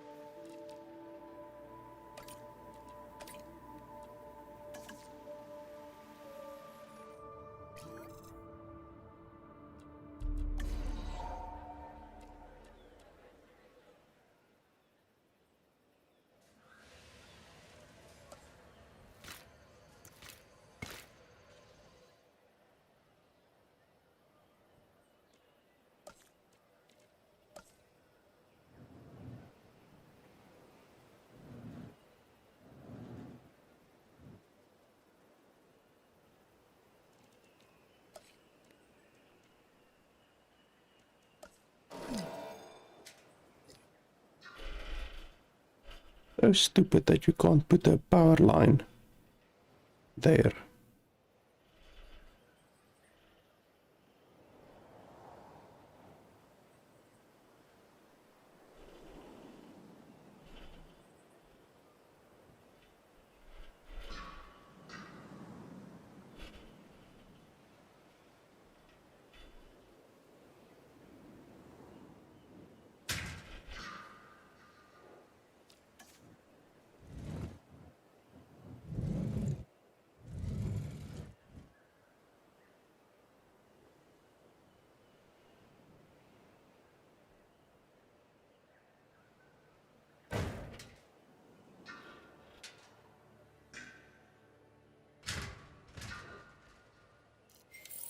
Really, the power system, the power line system in this game can seriously stand some improvement.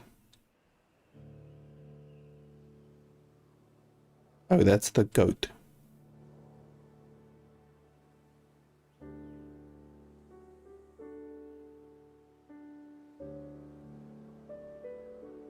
I guess I can make more over here. Don't really know why I'm waiting. Can I put these together with these ones, I wonder? So, Struthiomimus.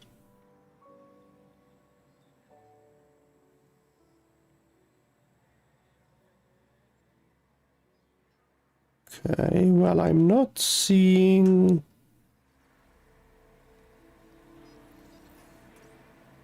any issues. It doesn't like them, like the Struthiomimus don't like the Nasuceratops, but they don't dislike them either.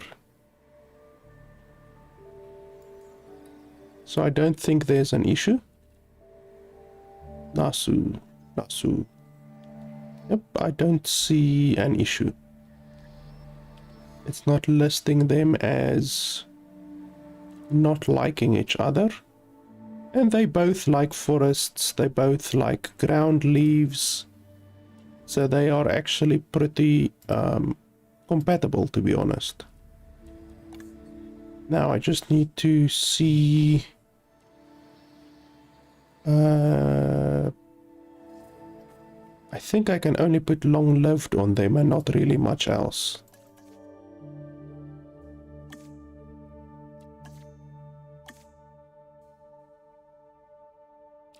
Only 50%, why?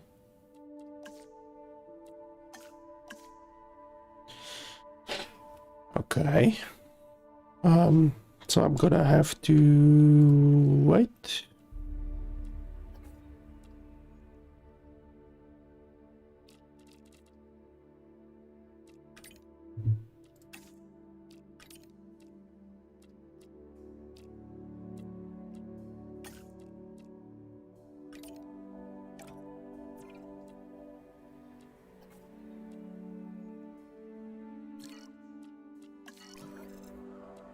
Another 37 seconds.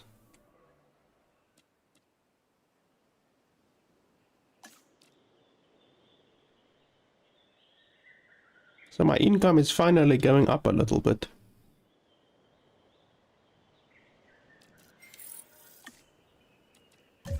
Oh, I have 2 minutes to incubate some more Struthiomimus. I guess we should do that.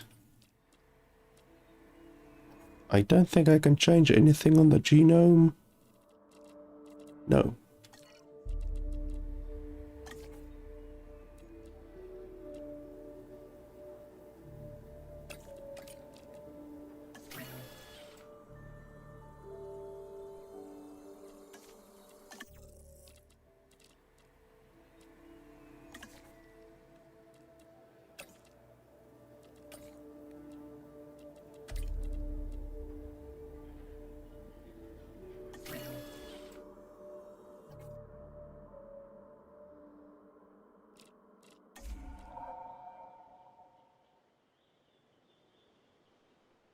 So my current rating of the park is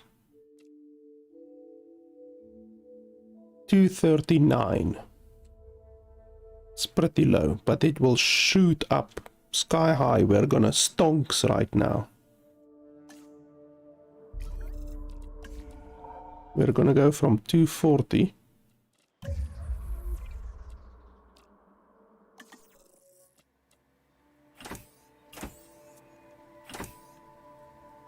All of these that have skittish, I don't really care. It's okay that they have skittish. Skittish isn't so bad, especially on these ones. That's not really a bad thing to have, to be honest.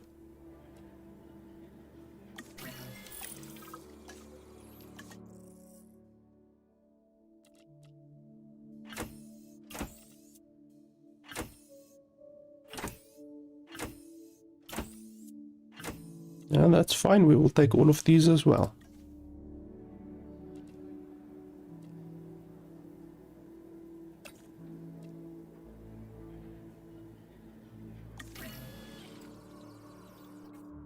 And then we can quickly do that other research, I think. Where was it? Oh, we need 9. Holy hell.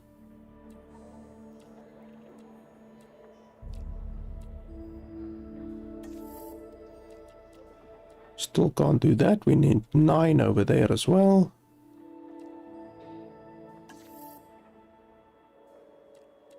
We need 12 for these.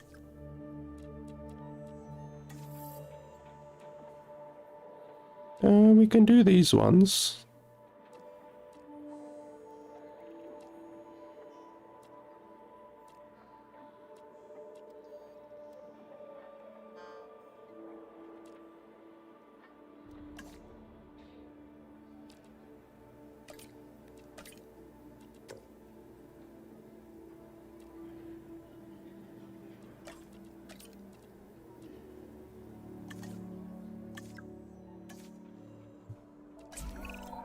Dedication and having nerves of steel. They're the keys to working with the dinosaurs. And trust. That's what we have, and that's why I knew you'd be able to handle that last objective. And you did.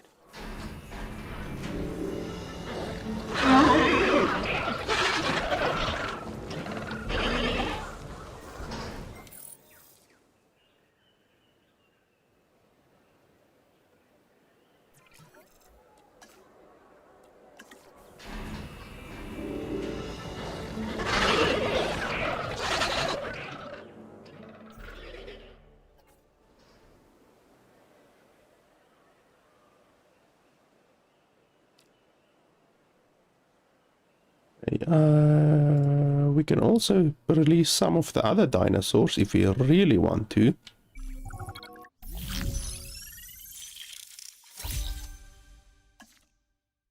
I'm George Lambert, in charge of security. And I just want to remind you that the safety of our guests and our dinosaurs, well, that's job one.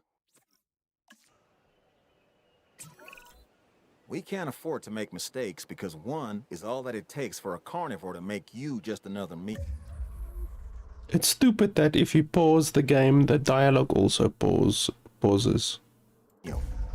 I want you to take this next objective with the same level of seriousness. Lives may depend on it.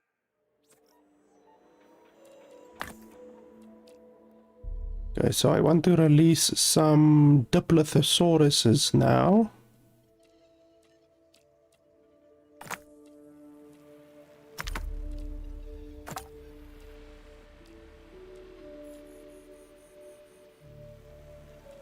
So that will bring it up to 90%.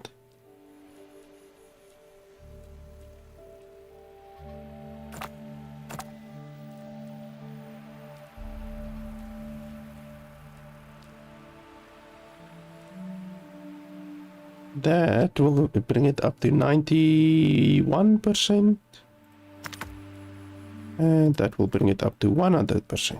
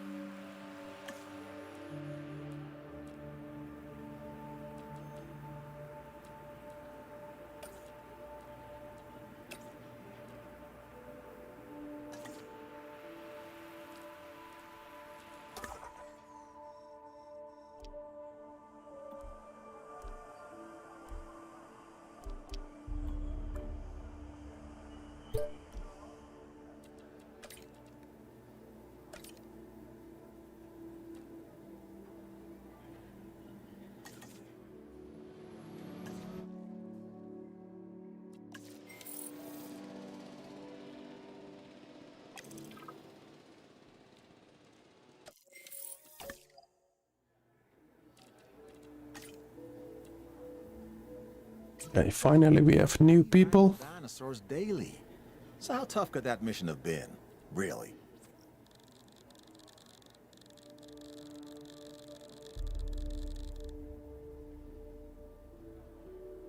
Reduces the cost of expedition tasks. We could take that one. This one is also very good. Increased logistics. I do need someone with a lot of logistics. But her genetics is useless.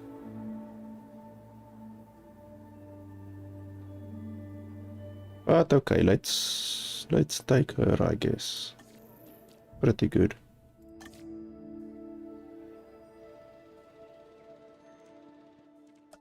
She will allow us to do a bunch of these other researches that we couldn't do previously. Like these ones. She can almost do it by herself.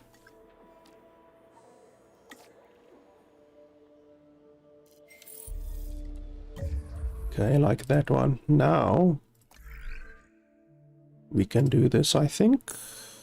Yes.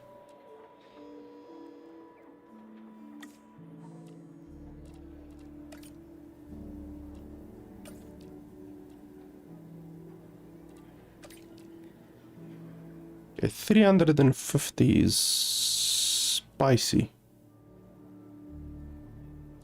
But there's not too much I can do about that.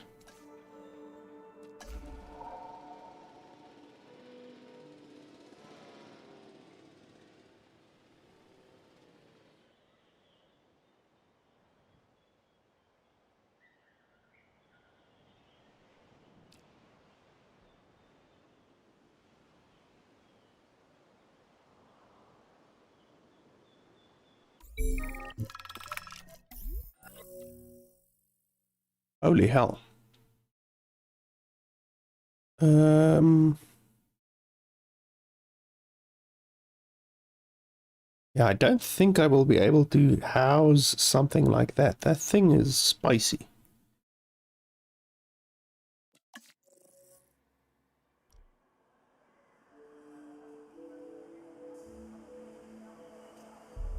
Kentrosaurus.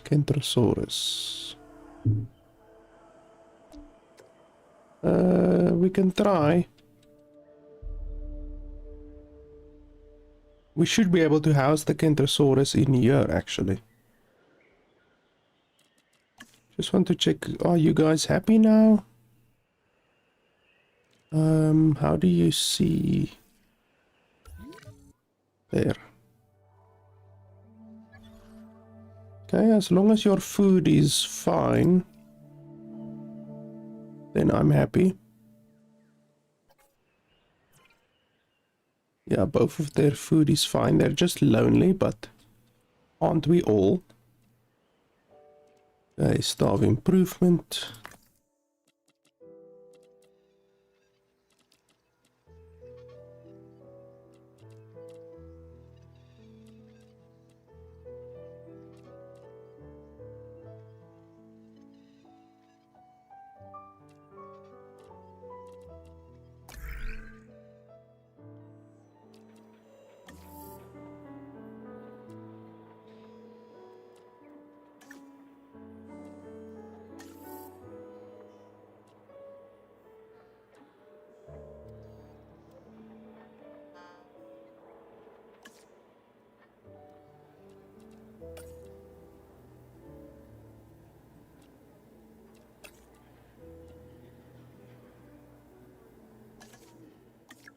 Yeah, we should probably get stronger fences if you're gonna get stuff like that Kentrosaurus thing.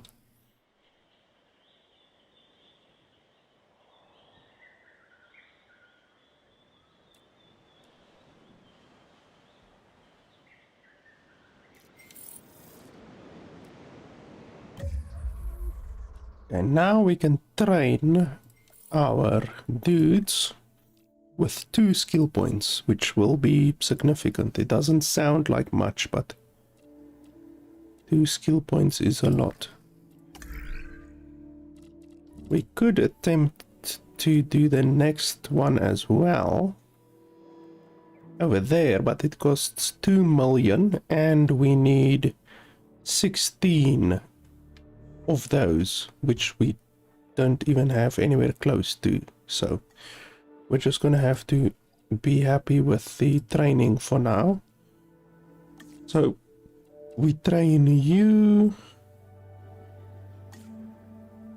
One thing that I also don't understand is that the cost per minute is somehow different based on what you add over here. So I add 1 point over there and it increases by exactly 450. I add 1 point here and it increases by exactly 100. And then I add 1 point over here and it increases by 2250. So why does adding 1 point over here add it by 2250? 1 point over here is 100 and 1 point over here is 450. Like, it doesn't make sense. It's just really weird. So unfortunately I'm gonna have to spend 50,000 training each of these. Like here it increases by 950, 950, 950.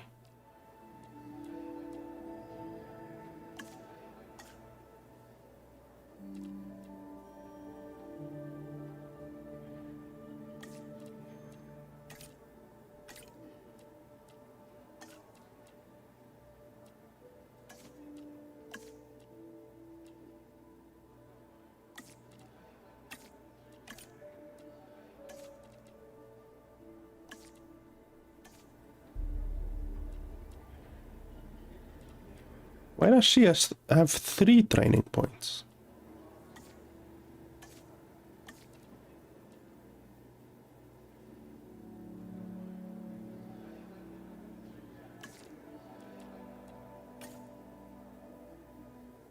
Holy hell, all of these guys had 3. So I just wasted like 150,000 money. That's fantastic. When last did the game autosave?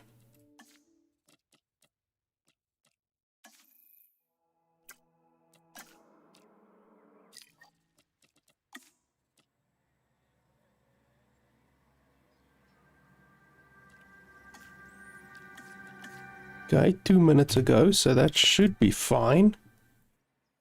Because I didn't notice that I have 3 points to spend, and for some fucking reason the developers thought it would be funny to make the training cost 50,000 each and every time you train. So it doesn't matter if you train 1 skill point at a time or 10 billion skill points at a time, it always costs you 50,000. So right now I can add 1 and then it will cost 50,000, or I can add 3 and it will cost 50,000.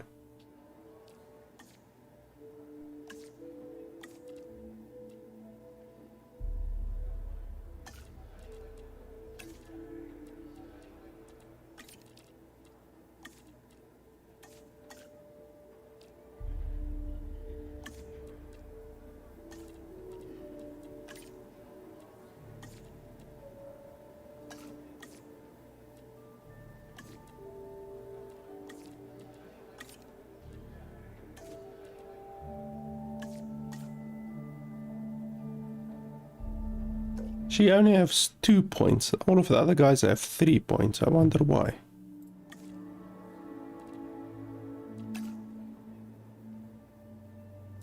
Okay, so now I have a lot more skill points to spend. I have 1, 2, 3, 4, 5, 6, 12 skill points extra. That's gonna allow me to research a lot of the stuff that I couldn't research previously. Okay, so do we want to do this?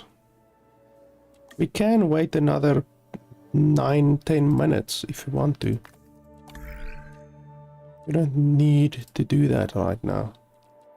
And we can also do this now, actually.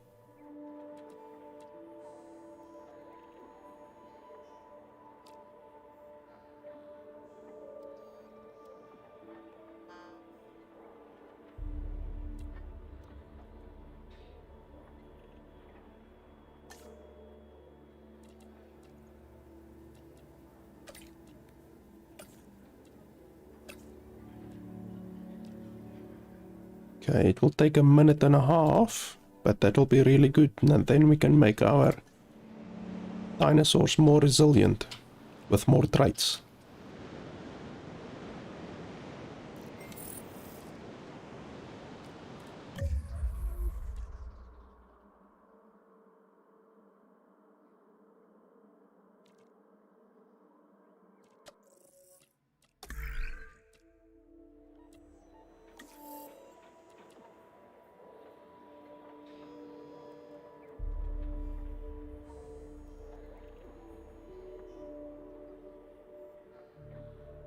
We should probably do this one.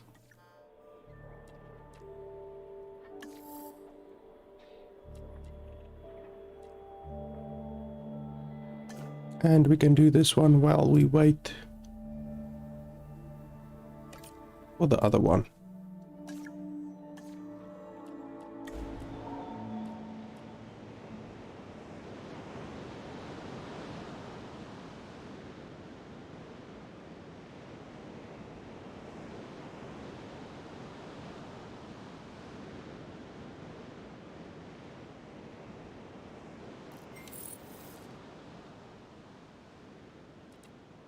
There we go, both of them done.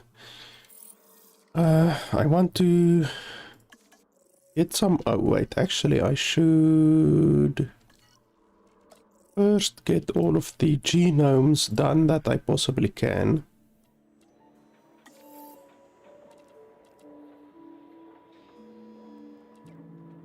I can do this one as well. Even though it's thirst, like... Thirst isn't gonna be an issue right now, at least. But it does unlock this one over here, and this one is... Oh, it's just different skins. Okay, so that's not really that important.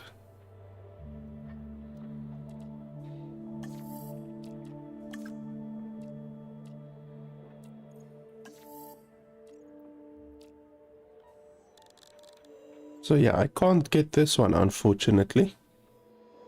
Not yet.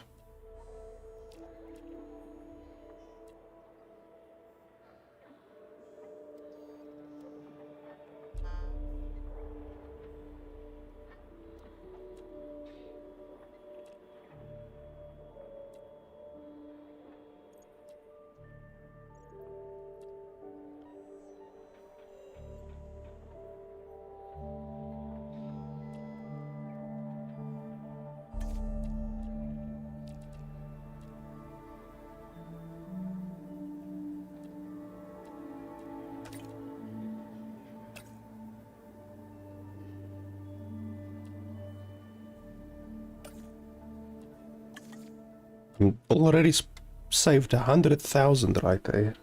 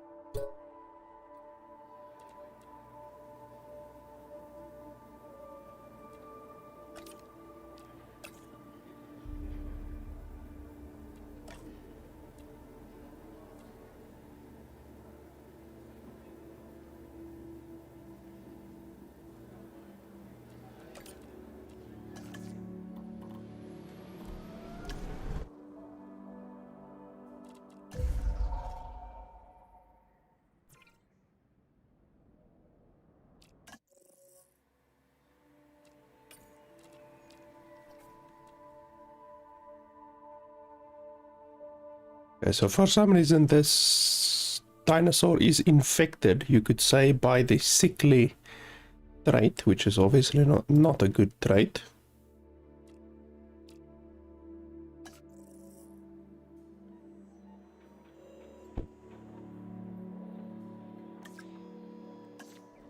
I will be able to counteract it at another time, but not right now. Right now I just have to hope that they don't get it. Holy hell, they are expensive.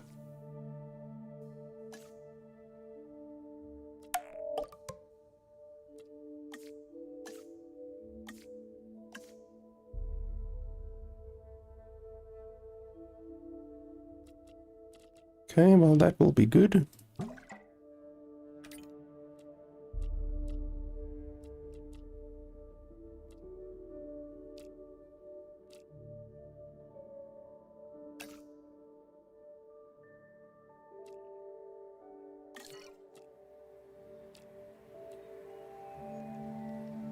And I need 7. I will have to wait for my other guys to come back. I could pop out some more over here. Let's see.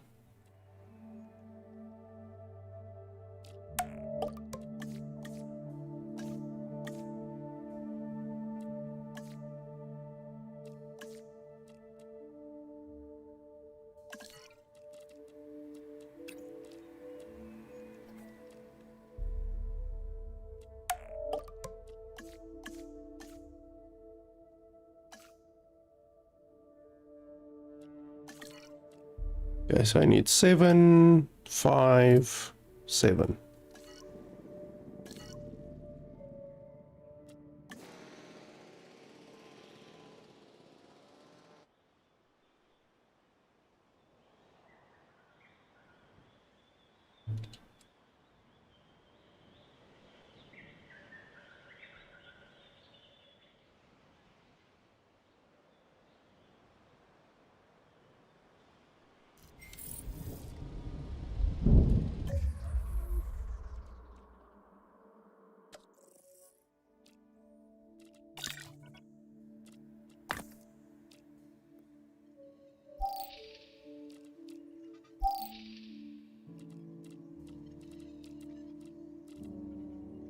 Okay, so I got a new...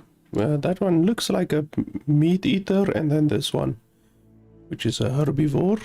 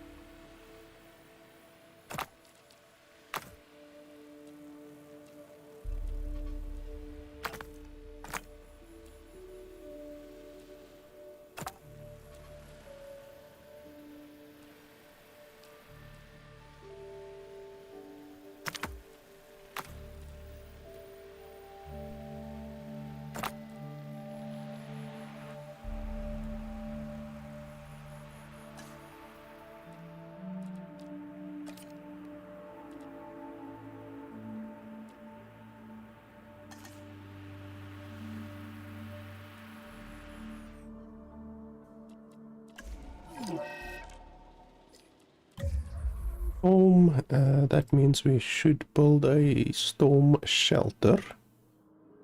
Don't think I have one yet. Do I have one? Yes, I do. And that's fine. When it comes, I will just let my people inside.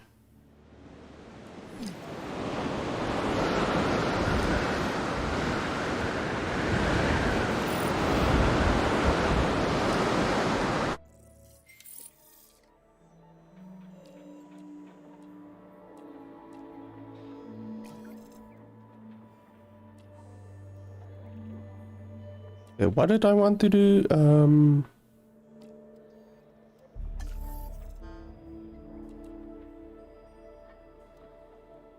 Did I want to do this? I think so. The white path. That will be nice. What else was there?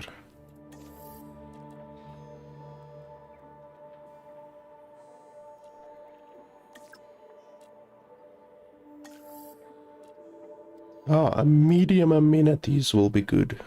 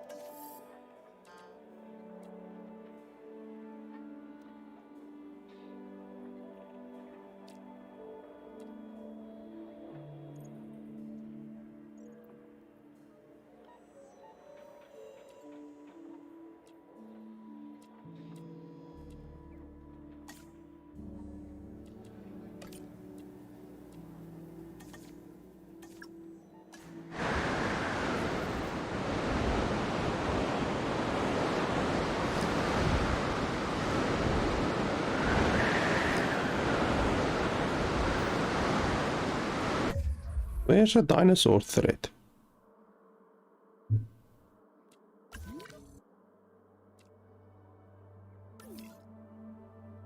Okay, well that's not good.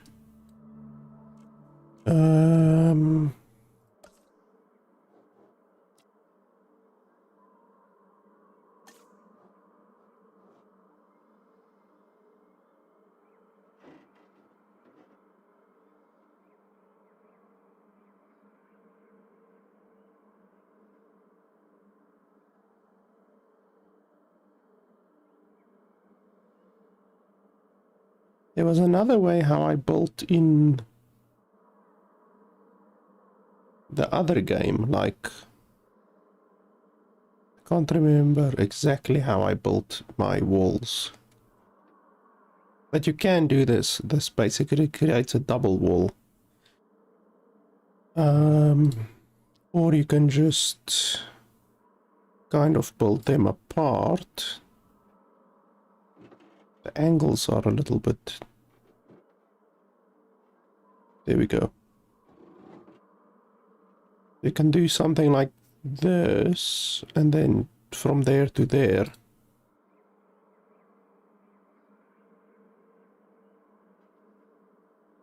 You can also do this to create a double wall, because a double wall,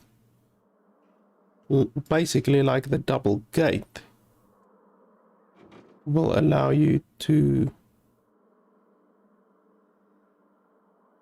when something like this happens, you won't be in trouble, you know? So you can do this.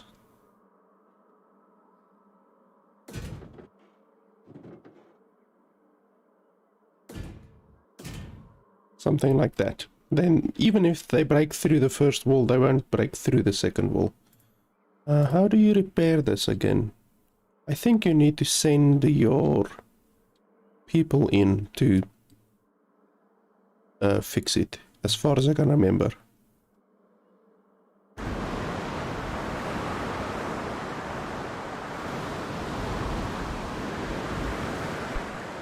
What? How did he get outside? I literally bolted the gate. How did he get outside? Okay. That's a glitch or some shit. Where's my dude? Here. Add task.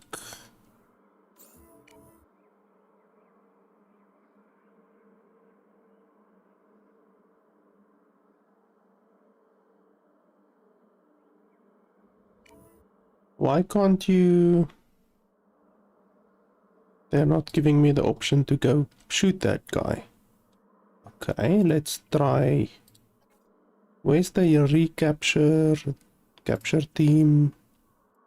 Add task.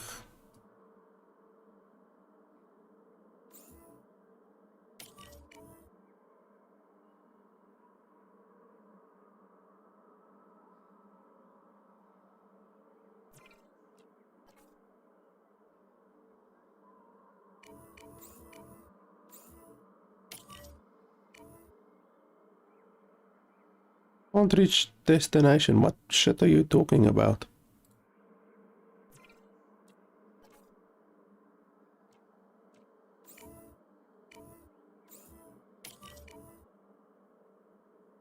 And go repair that over there, please. Oh, and it costs money. That's bullshit. Why does it cost money?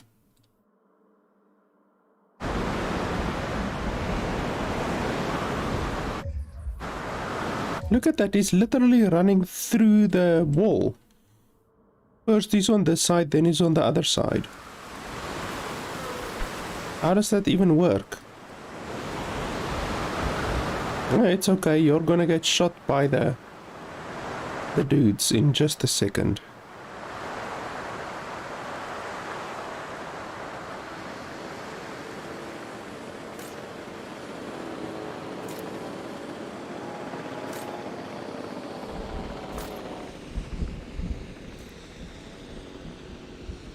You're getting sleepy.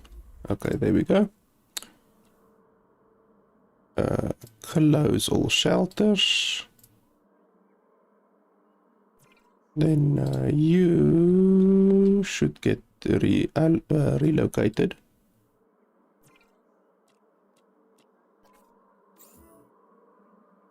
No, not awaken.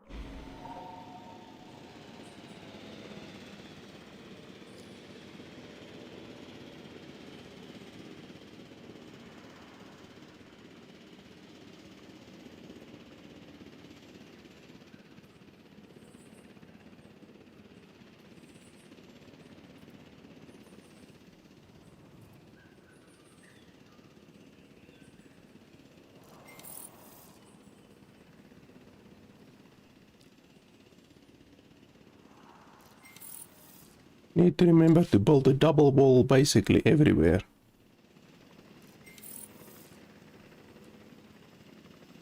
Okay, amenities is done. Please go repair that and that and that. 200,000, holy hell. Why is it so expensive?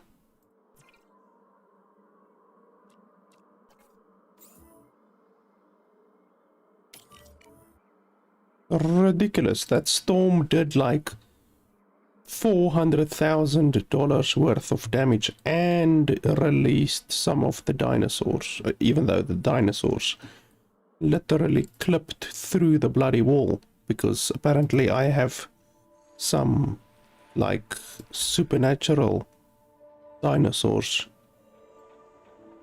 in my park.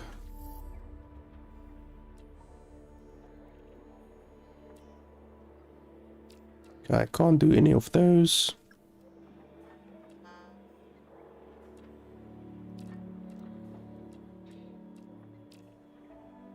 Oh yeah, now I have the medium stuff, which is much better than the small one.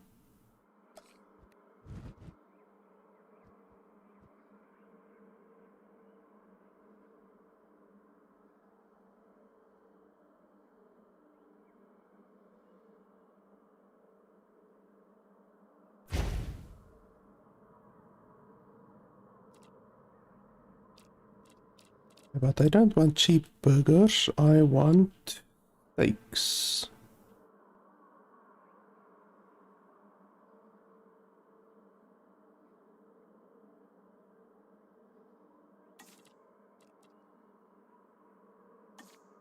And then we add skeleton display.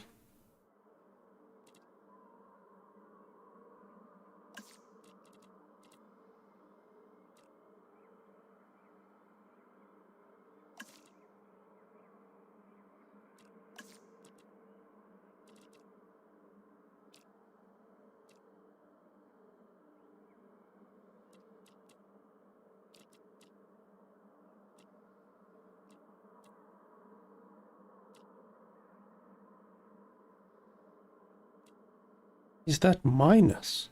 Minus 4,000. How the hell?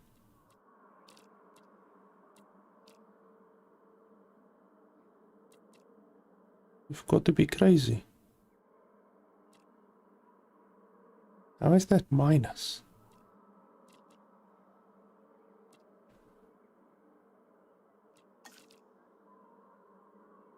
Okay, well that should keep everyone happy. You basically need to look at those numbers there. Okay, so this one is minus 6,900, which doesn't make any fucking sense.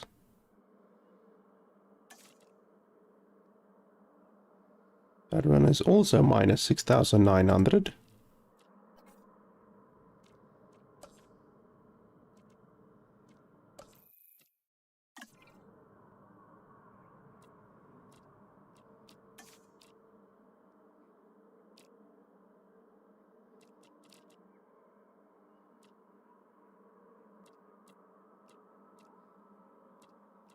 See, I don't know how it can do this calculation over here at the side without actually having any customers in it yet. Yeah, I literally just built it. Look at that, all of a sudden 13,000. Like, where is it getting this information from?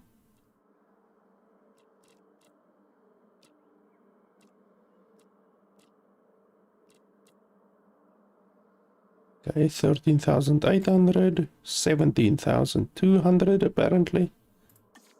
How the hell, where is it getting this information? And on that one it stays exactly the same, right there. And it's 14,600, but on this one, 17,200, even though it's +2 on the yellow, on the white dude. So +2 white dude, 17,000. +2 white dude, 14,000. How the hell does that make sense? Literally doesn't make sense. Karaoke pays more than extra shelves or the other one. Where was the other one? Sweet stand. Like, that does not make sense.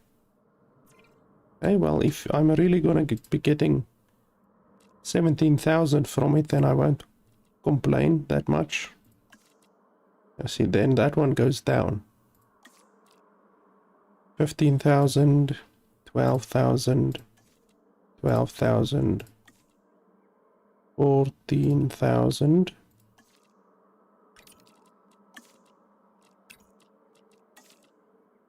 So it seems the name of the game with these things is select each and every bloody option until you find one that gives a lot of stuff.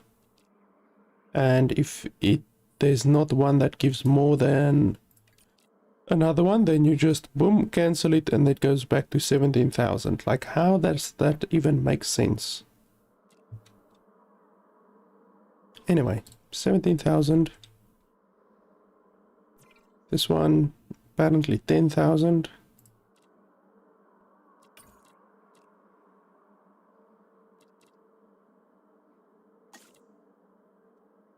$14,000, 17,000,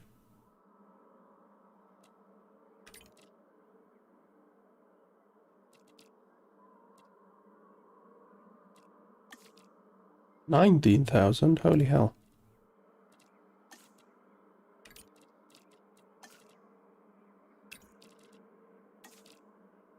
I do not understand this math, but okay.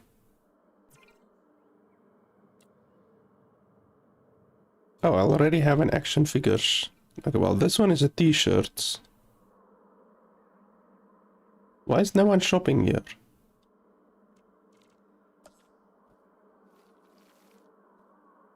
I do have a road on it. How is literally not a single person shopping here? Like how? I don't understand.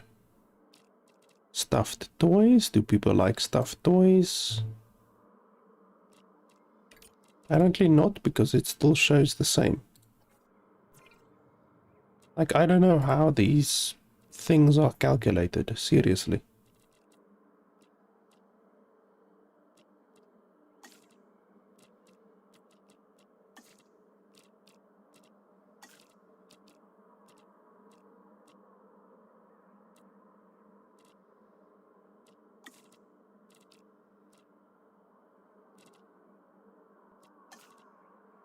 Even if I change it to literally the same as what this one is, there's no change.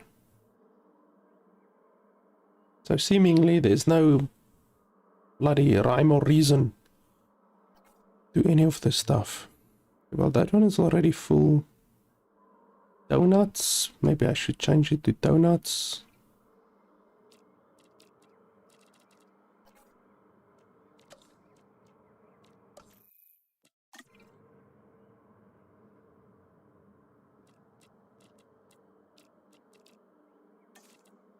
Okay, 246.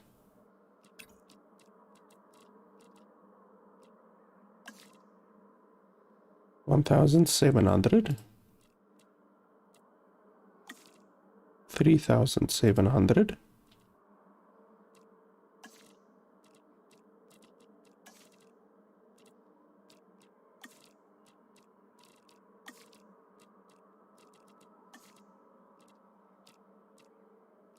Okay, so I guess cheap burgers is the way to go, apparently.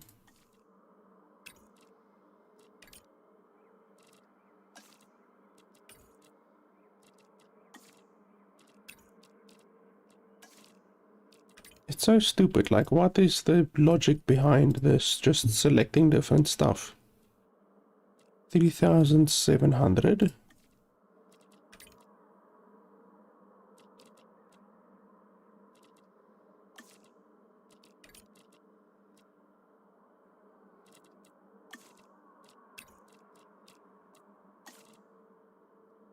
Okay, well apparently that's the most I'm gonna get out of that.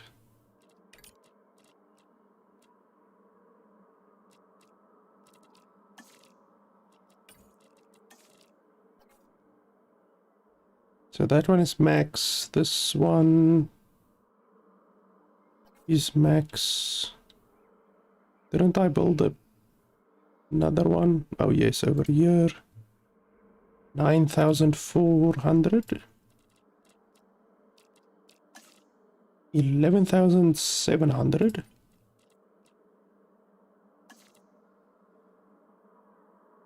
16,500. Michael Bata. 16,500.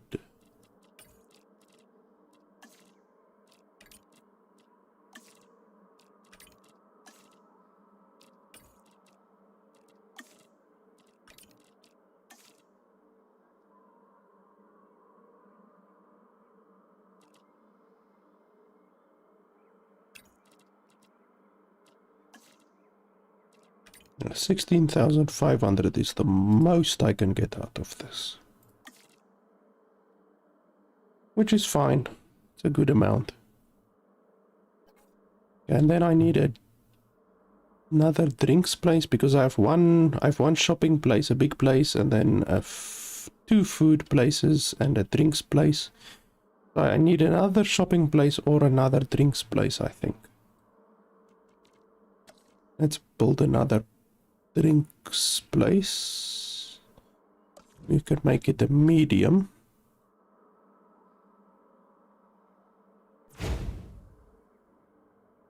And then we can make it something other than ginger beer. Because this place on the left is already ginger beer.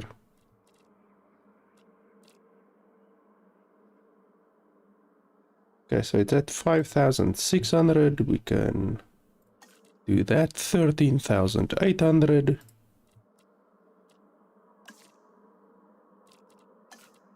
Oh, 16,000.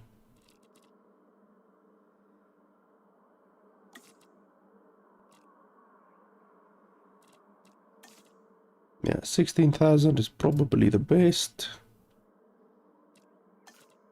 17,300.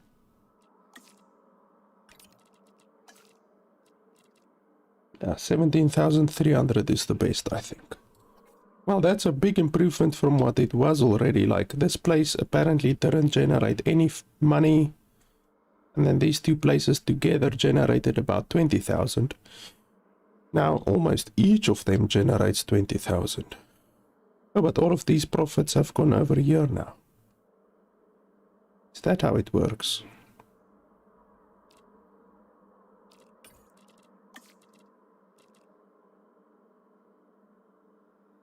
Does it literally just suck the profits from the one place to the other place? Okay, how much people are here? Doesn't actually show you how many people are in this place.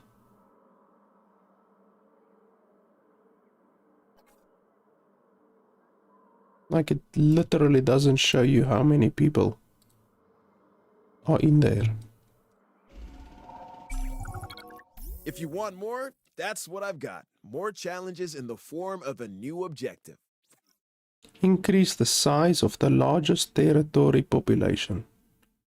Oh, that's fine, I can do that. No problems.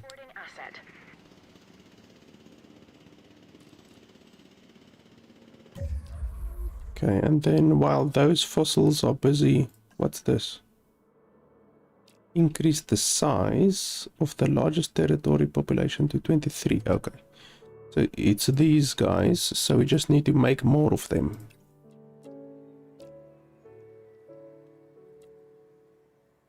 So we have tolerant and long-lived on these guys now.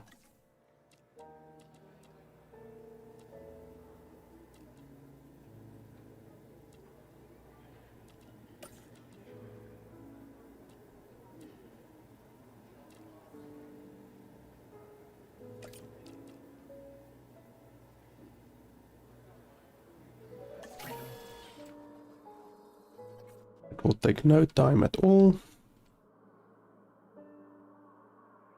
Can also maybe see if there's not a research I can do.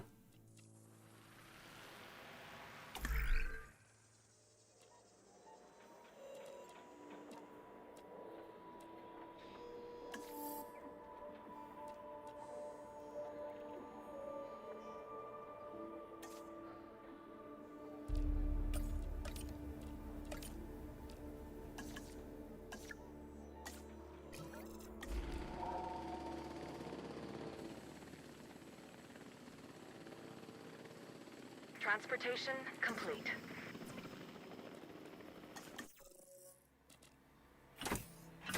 Well, all of these are really good. This one is skittish, but it's not the end of the world. And this one also is skittish. Yeah, that's fine. I have no problem with these.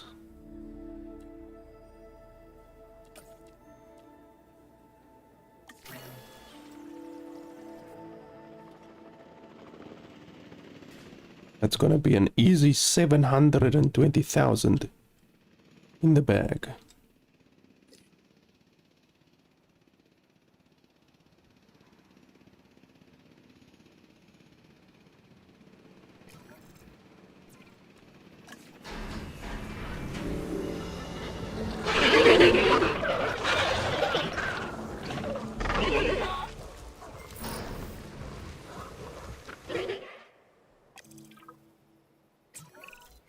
The objective is always to complete the objective. And that's what you've done.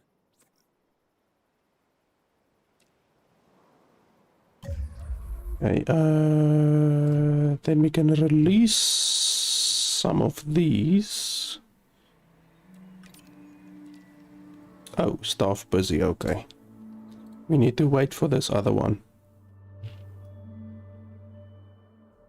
What's my score now? It was 240, now it's 370, so we already raised it by about 140. Which is like 50%.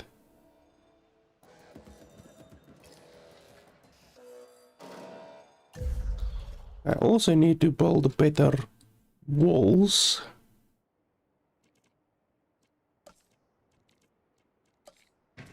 I don't need to use these walls. I can use different walls, but I guess now is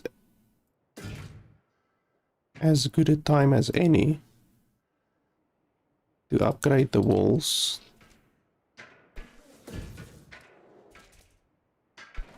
So what I do is I do that and then I jump from one to the other like that.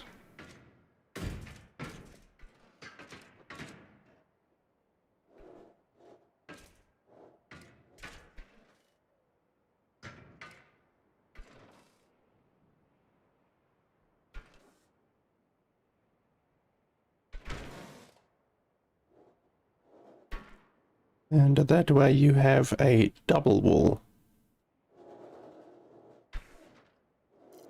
So if something happens like what happened earlier where the wall broke, then literally it has to be a double break in order for the dudes to come out. Oh, you're starving. Why are you starving?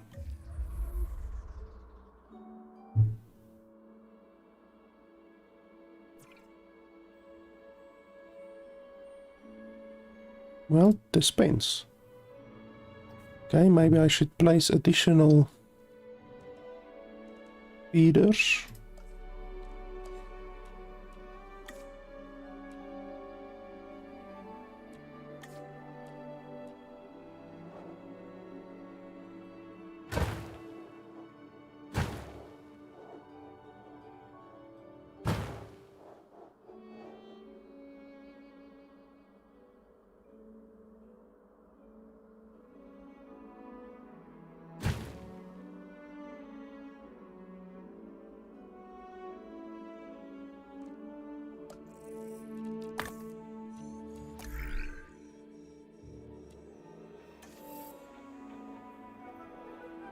And actually get large electrified fences.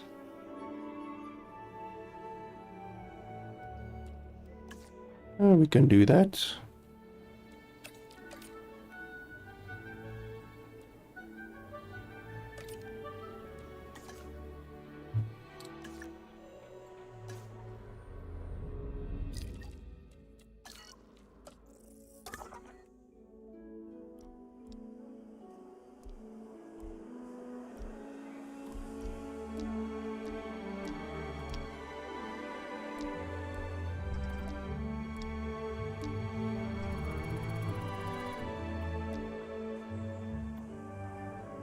Did we already miss that other one?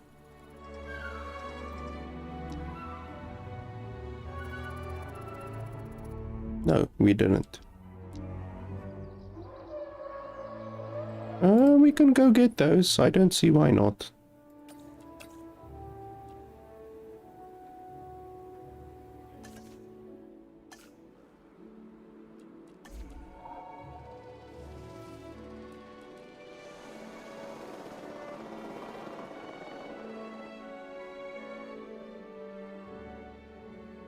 There we go, now you guys won't be hungry anymore, hopefully. Who's on low health? Yeah, well, you just ate. So you're eating, so you're fine.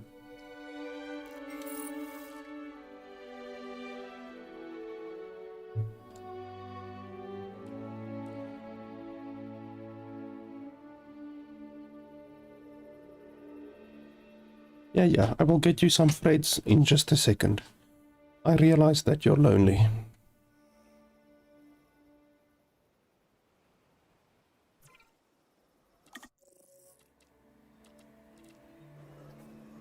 I just need the other guys to come back.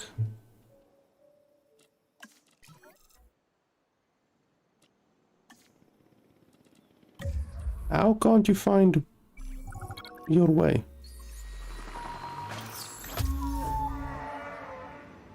Okay, 4 captured. Oh, it's a grass eater. Okay. Kentrosaurus.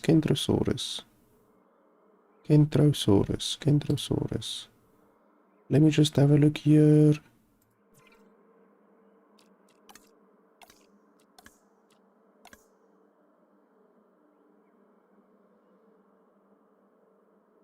Okay, you don't seem to have an issue with Kentrosauruses.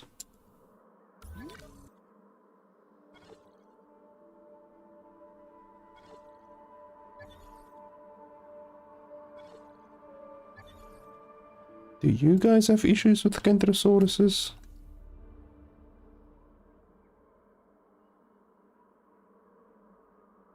Okay, you don't, but I would rather place the Kentrosauruses in here, to be honest.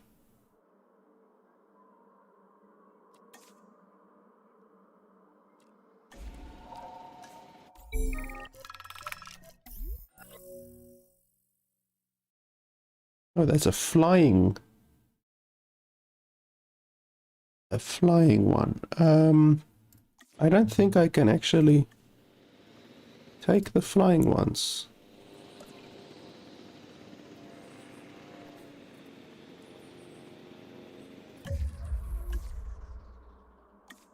Why can't I drop the Kentrosauruses?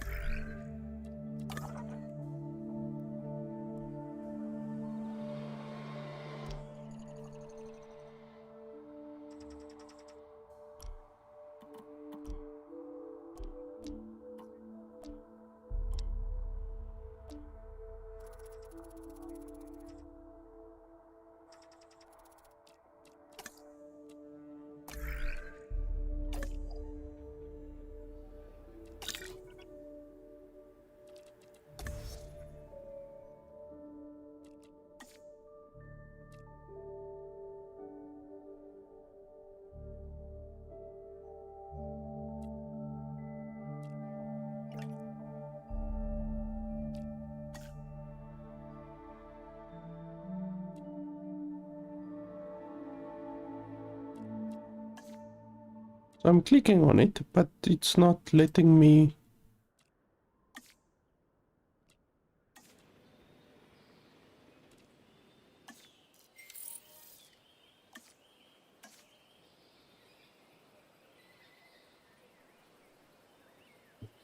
I'm literally clicking.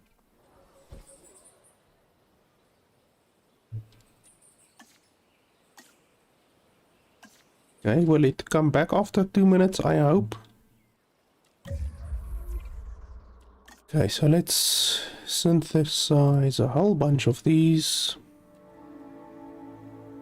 So they will have long-lived and tolerant. The tolerant will override the sickly slightly.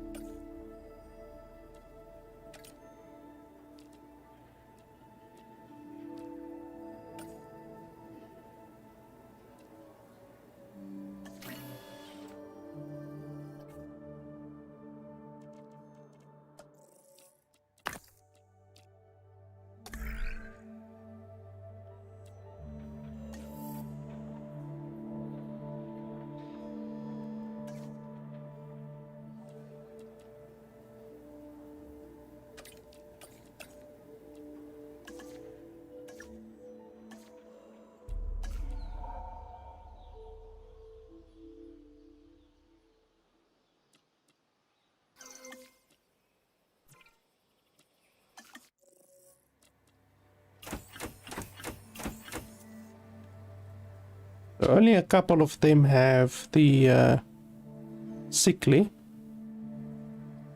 but all of them... Okay, wait, that's a tolerant one. Okay, cohabitation limit, chance to attack ranger teams. Okay, so I thought tolerant was the other one. So yeah, unfortunately these will have a higher chance to get a disease, but I'll just deal with that when I get to it. Holy hell, they are expensive. They're 200, actually 300 almost, 1,000 each. Those are some spicy meatballs, but okay, I will take them. Why not?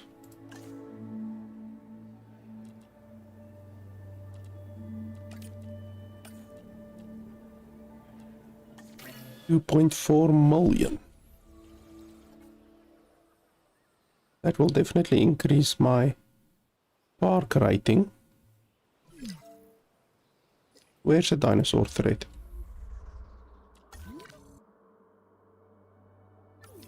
Why?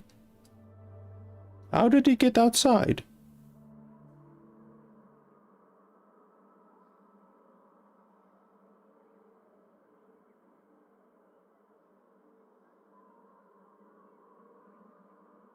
How the hell did he get outside? There's nothing wrong with the walls. I didn't receive any warnings or anything like that.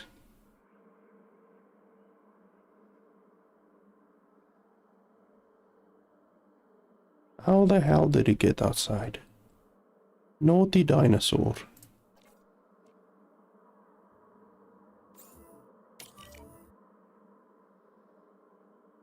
Now I need to make doubly sure that everywhere has the correct walls.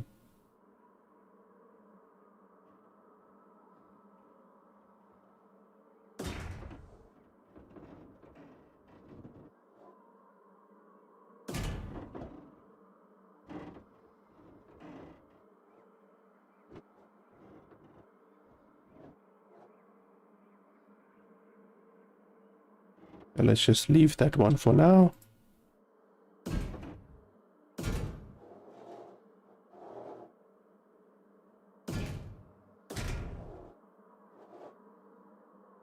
See, I don't see any holes. Otherwise, this number 2 would not have shown. If there were walls, that would not show. Or if there were holes in the walls, it would not show.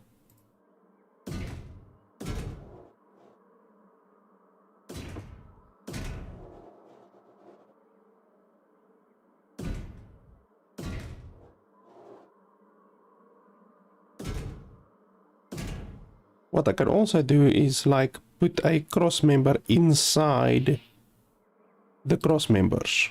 Like that will just make it doubly powerful if I want to do that. But I used the same building strategy in the previous game and it worked totally fine there. Even with big dinosaurs, like the biggest dinosaurs you get in the game were manageable with this double wall strategy. So even when they break through the first wall, they have to break through the second wall as well.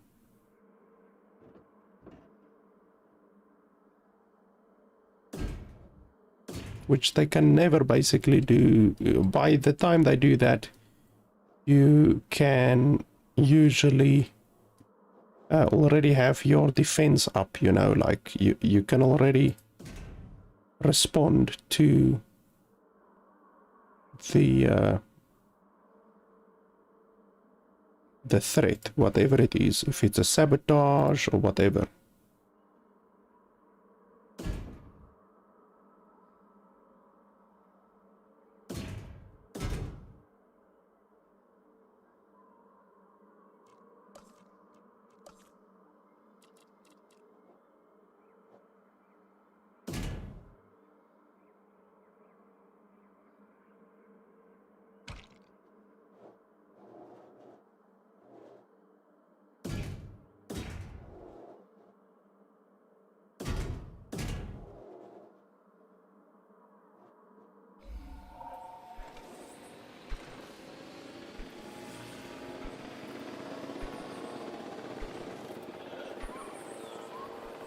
Like, I really don't know how he got outside. There's nothing wrong with the walls.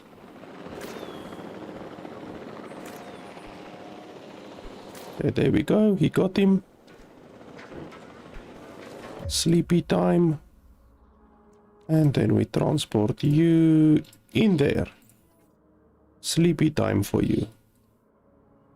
And then we have our new dinosaurs over here. These dinosaurs won't be the only thing feeling stress if you don't get them calm and back under control. In case I'm not clear, I am referring to you.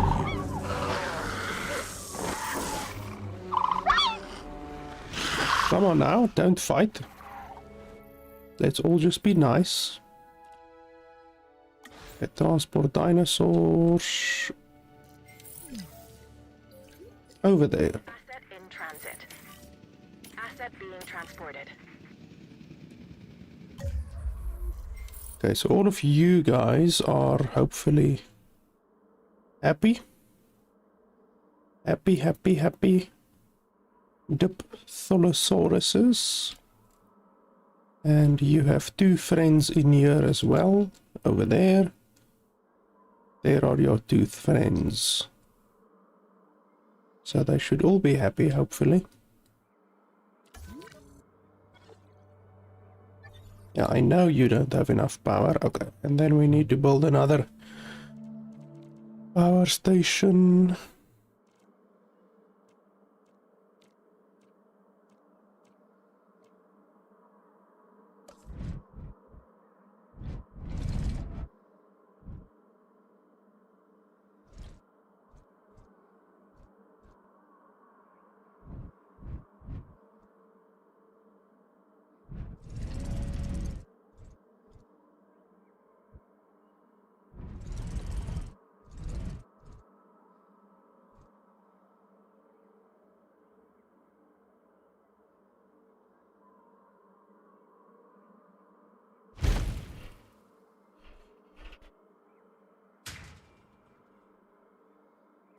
I should actually build facility paths over here, because there's never really gonna be a reason for them to come this way.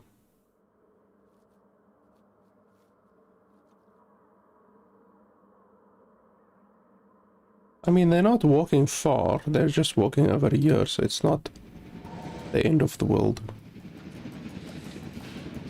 Transit has commenced.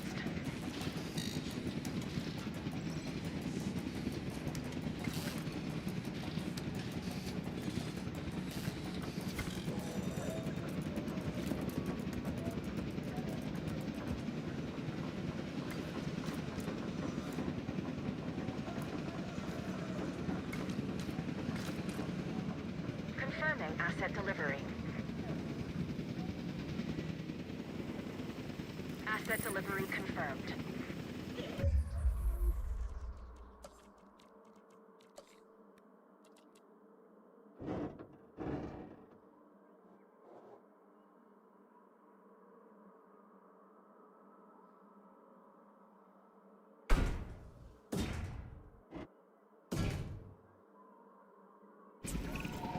The Kentrosaurus is another of those spiky-backed dinosaurs. A dinosaur that relied on intimidation to keep the predators at bay. And failing that, a difficult meal to catch and chew. Think of it as a prehistoric porcupine. Okay, so these are my new babies. And doesn't look like he has any issues with anyone. That's good.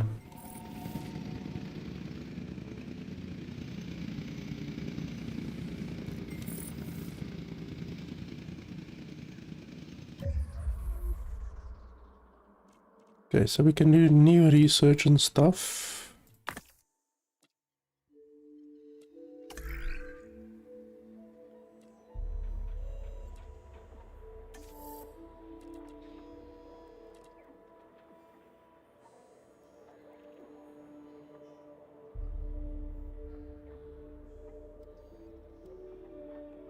We can do this, I think. 12. No, we are never gonna get to 12. Oh yeah, and speaking of scientists, we need to see if we can do this other research.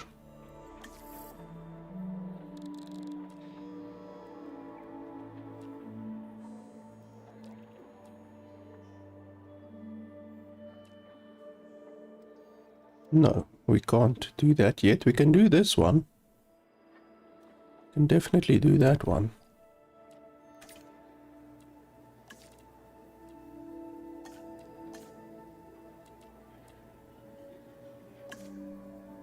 Okay, 13,600, 13,600. That's not a big difference.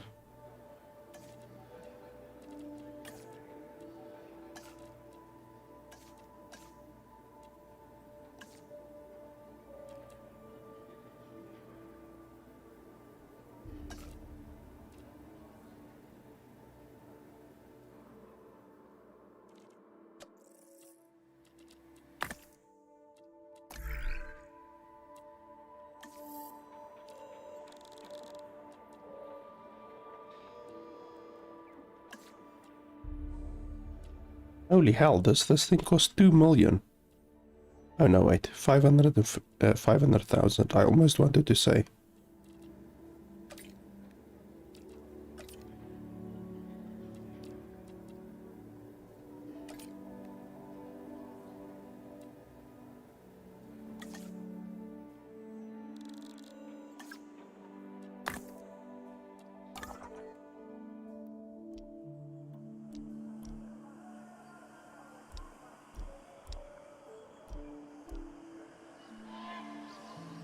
I don't have an aviary yet. I need an aviary before I attempt to capture these ones, because they are a flying dinosaur.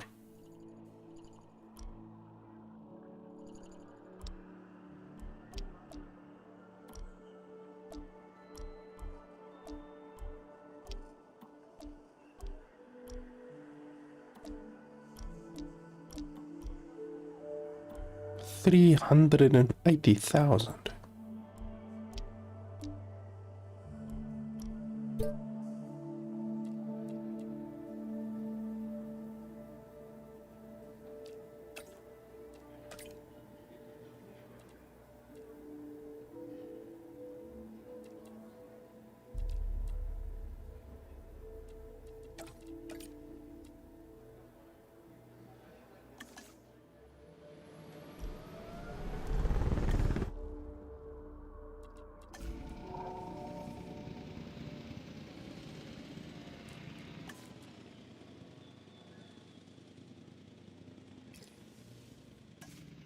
Okay, now my power problems are over. Has been transported. Delivery complete.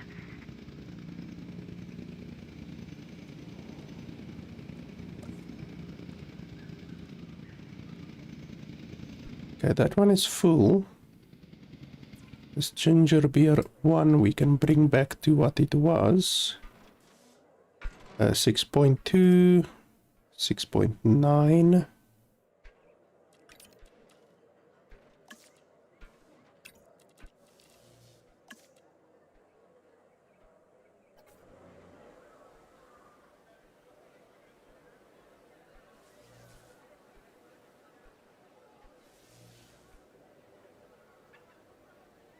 Okay, we can build another shopping place, because those are full.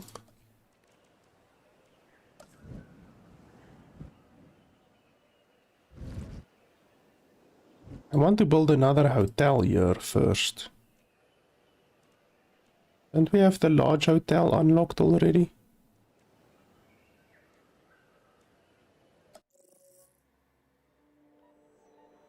Okay, we can actually do that. I think we should. So let's wait until we have the large hotel.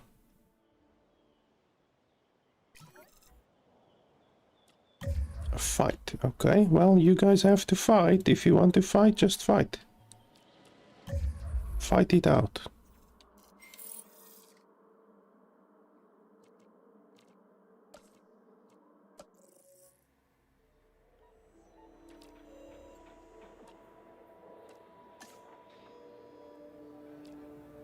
I definitely need cheaper research on that one.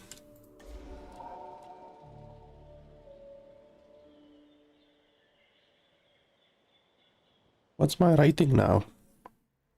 Oh, my rating tripled after I released these Diplosauruses. It literally tripled. That's crazy.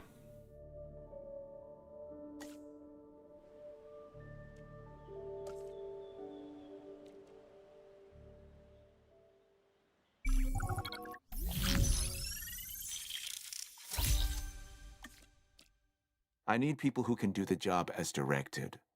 I put the latest objective details into a message for you to review. Pay attention and get it done as instructed. Okay, so what's the difference between these two? Of course, I'm interested in the value of paleontology. Before me, the science toiled in relative obscurity. But since I created living dinosaurs, doing the impossible requires a level of excellence you can only retain if you compensate accordingly.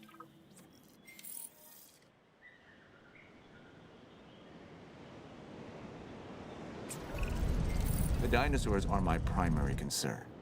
They are the future engineered from the past. You are helping to make that happen. Remember that.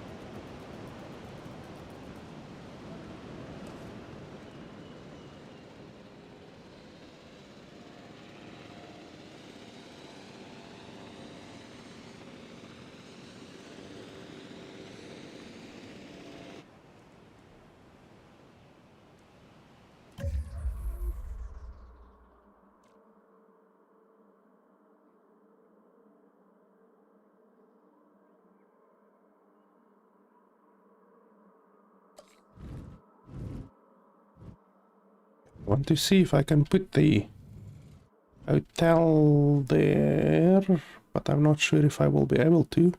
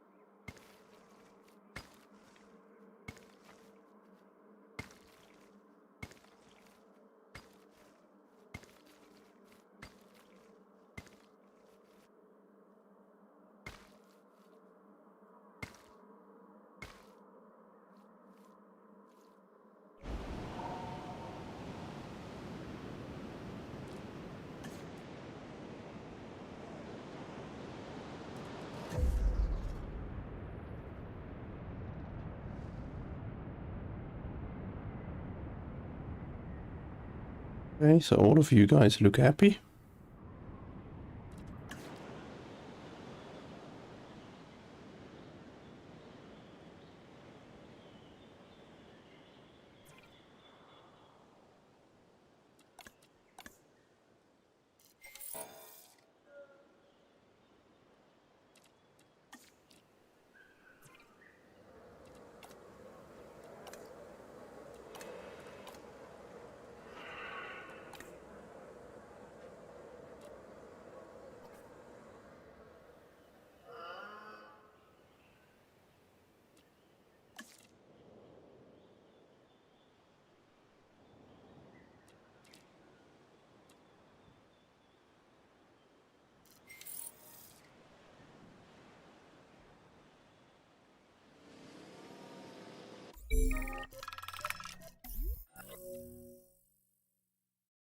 Okay, so that's a meat eater, definitely.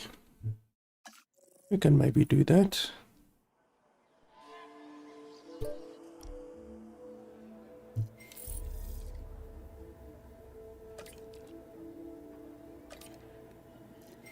Hmm, 150,000.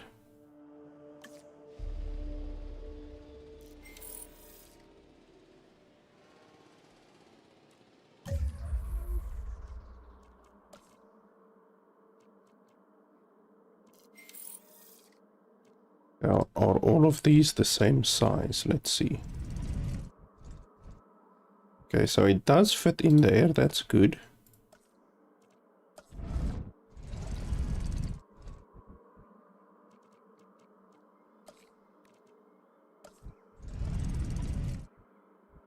Yeah, that one fits in there as well. This one is a little bit smaller actually, which is good.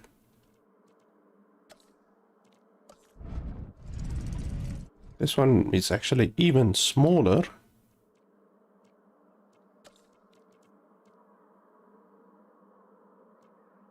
And this one is the same. It says hotel instead of large hotel, but anyway. And this one is probably the biggest. Okay, so if we want to take the smallest one, it'll be this one. It looks the stupidest, to be honest, but I don't think we should be too concerned with looks.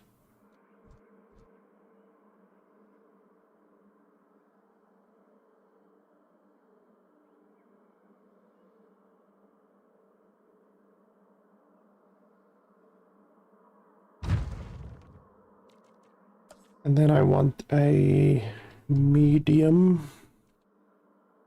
amenity.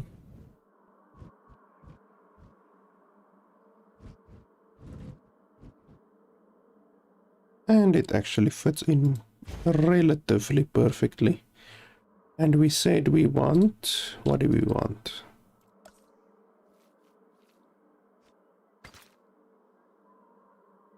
Slushy. Okay, so drinks are full. Shopping is full. Food is full. Holy hell, all of these things are full.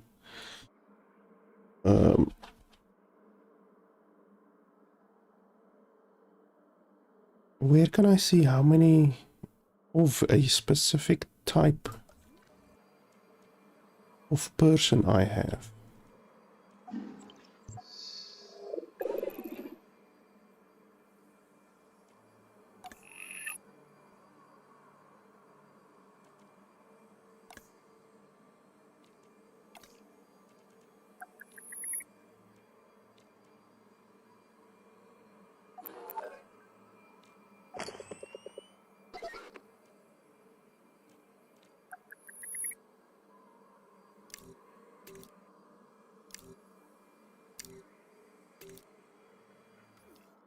Okay, so I can't see my specific guests. Oh wait, there I can.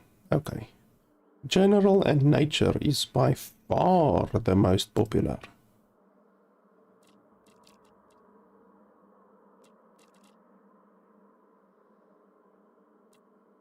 So this one is minus 2,000. This one is minus 2,300.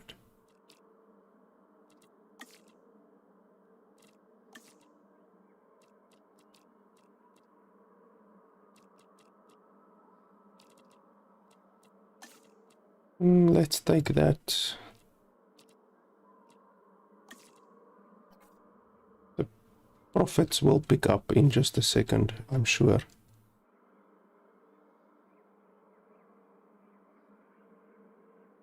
And then I need another shopping place and another food place. Okay, another shopping place, another food place.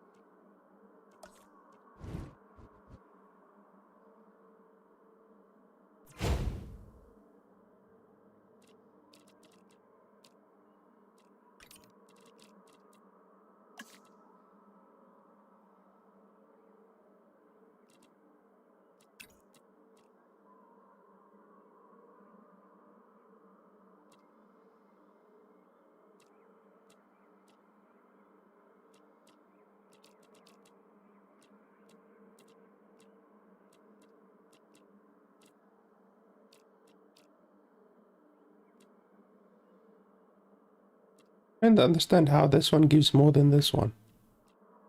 How can that be possible? Okay, so that one is 34.9. This one is 34.9. So this game was lying to me.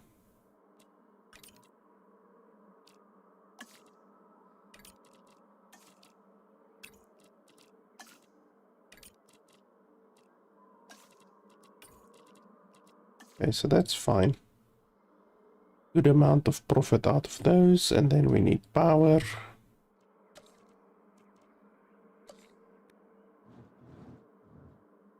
How is that one? Oh, yeah, of course.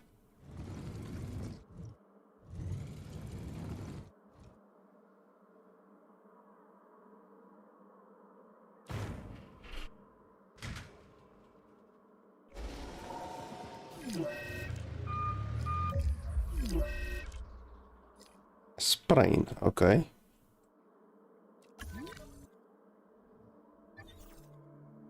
That one.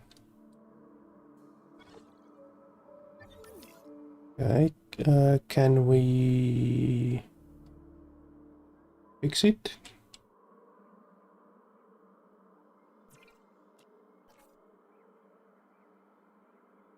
Oh, there's a wall broken over there for some reason. Okay, apparently we can't fix the sprain.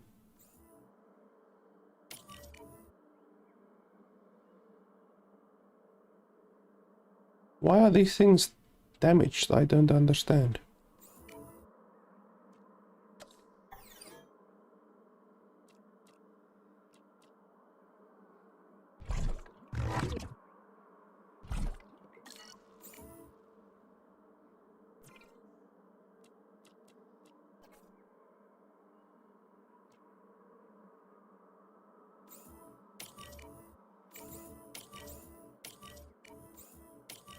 Like, since when are they damaged?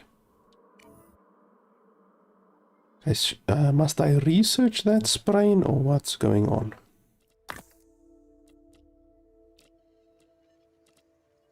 Oh, 450,000.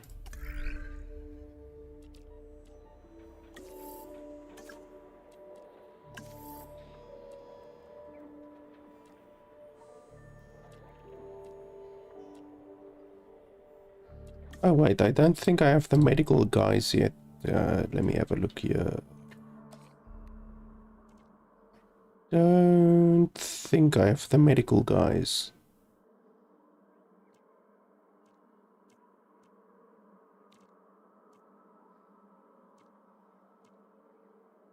Here we go.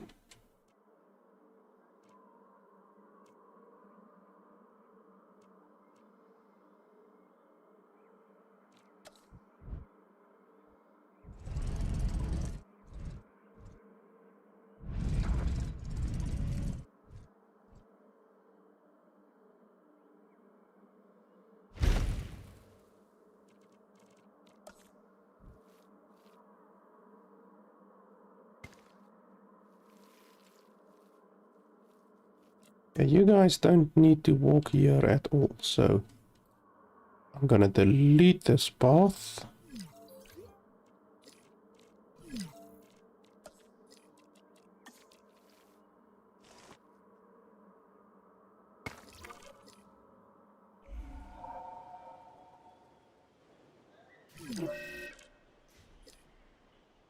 Two people with a sprain.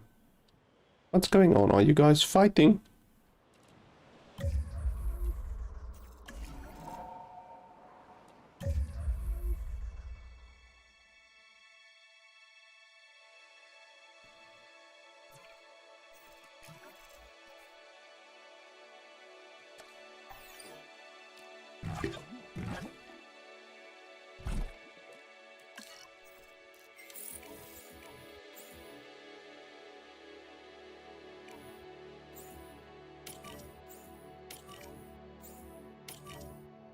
Are you guys damaging yourselves against the wall or what's going on? You should not touch this wall. This wall is shoo-shoo. Third one. Okay, that's a infected wound. That's not good.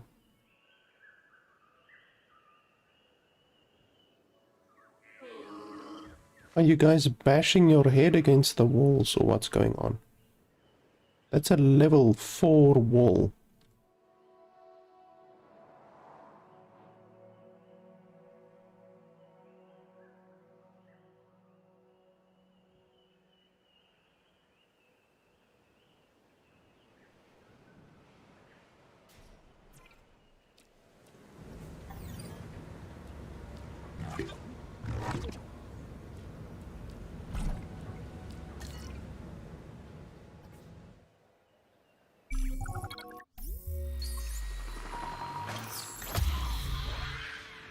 Okay, cool. I first need to see Dionicus.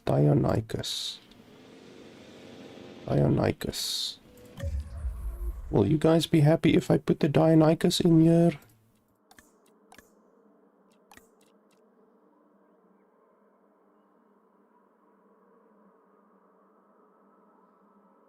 Dislikes carnivores. Okay, but you're a carnivore.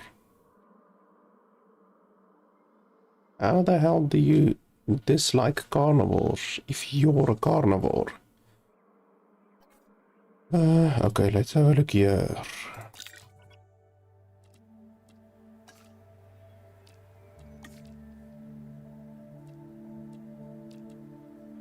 How the hell am I supposed to find the Dionicus? Literally have to read each and every name. That's stupid.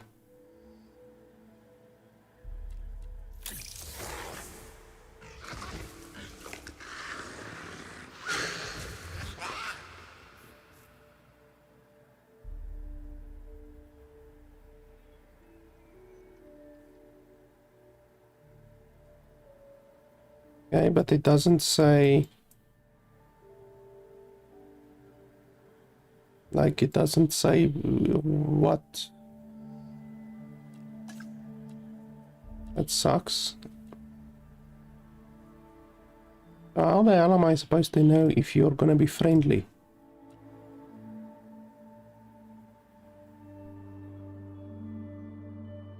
Because it says these guys don't like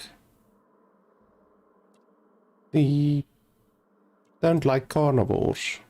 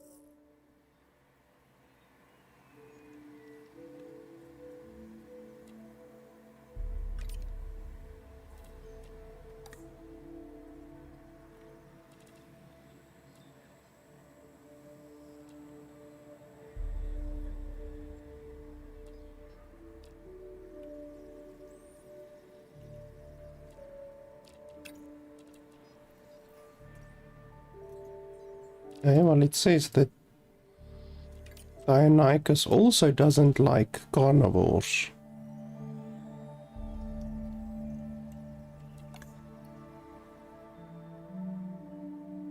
What does that mean? Both of them dislike carnivores. Okay, well, that means I'm gonna put them in here. If both of them dislike the same thing, then that should mean that both of them should like the same thing as well. If the game uses logic.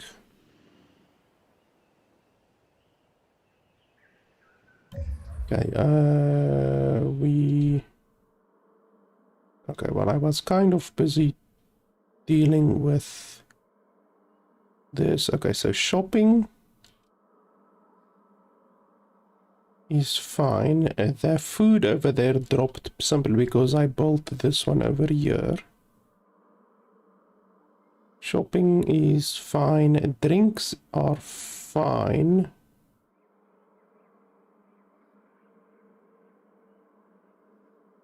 Drinks are low, which is good, kind of. Food is low. Shopping is okay. So yeah, all of them are okay now. That place is fine.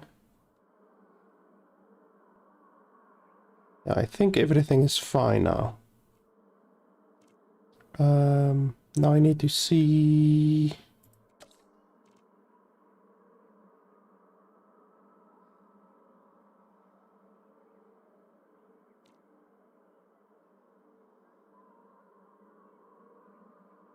I have response. Just need to make sure I have everything. Staff center. I don't think I can build a second one.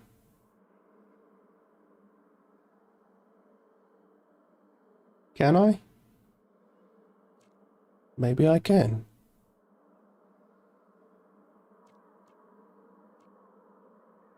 We can build another one, why not? Staff center. If it allows you to build one, then I think it's okay.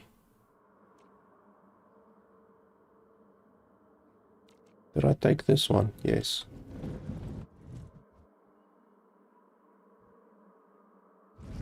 Actually, we can build this over here.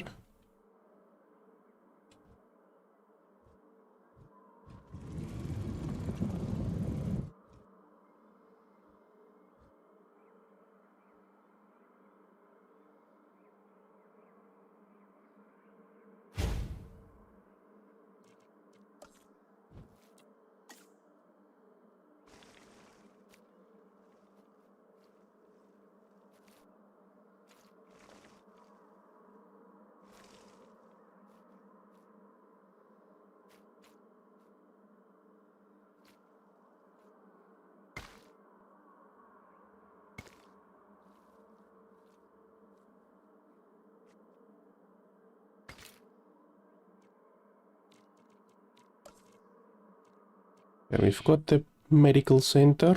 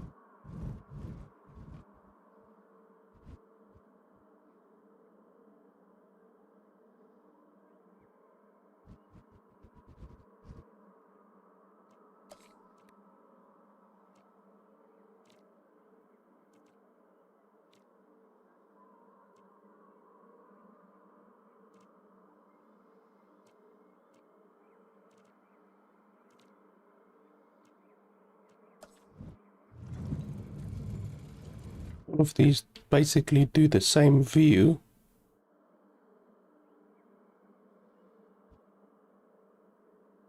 It's fine, we can place that one there.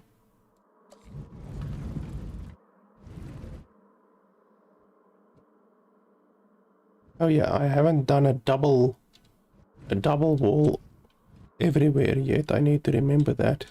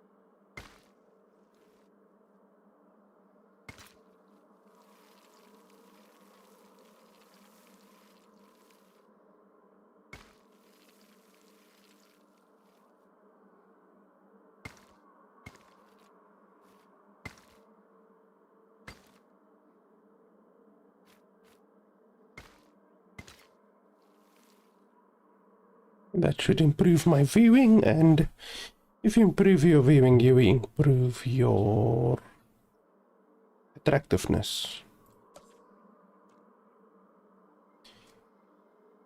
I guess we can build another emergency shelter. I have one over there.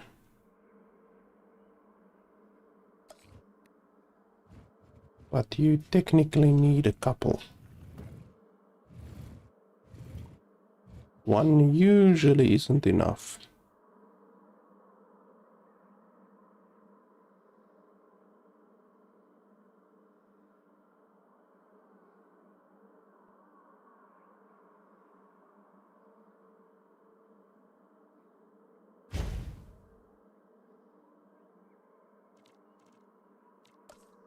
Anything else I'm missing?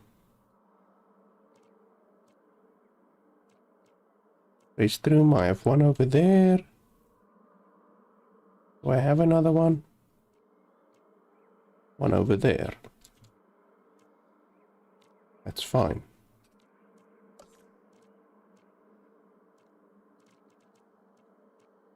I think that's it for now. I just want my dude to clear those injuries up.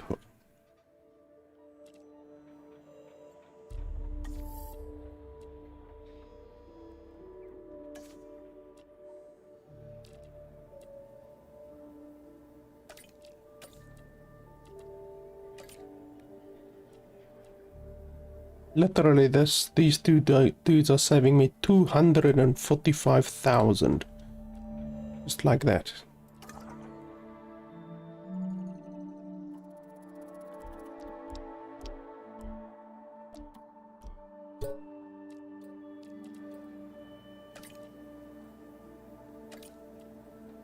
Holy shit, that's expensive. 400,000. Maybe I should choose a little bit cheaper one. Until I get another dude that reduces the cost of expeditions.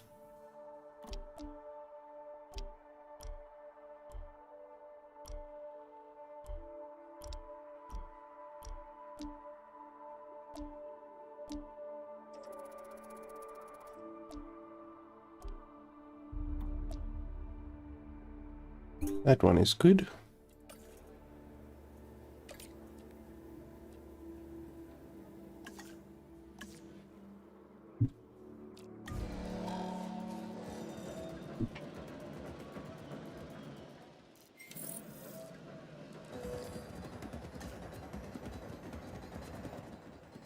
Okay, so I need to research the infected wound thing. Apparently, I can't cure it now.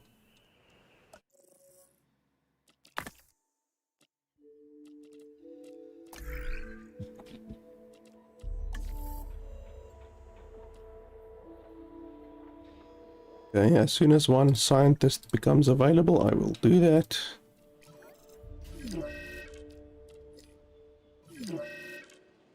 And you guys like to fight, I see that.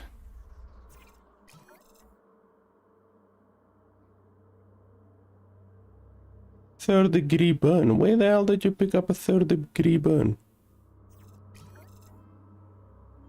It must have been from the electrical fence, maybe. Didn't even know an electrical fence can give your dinosaurs a burn. Okay, how much does this cost? 100,000. That's not the end of the world.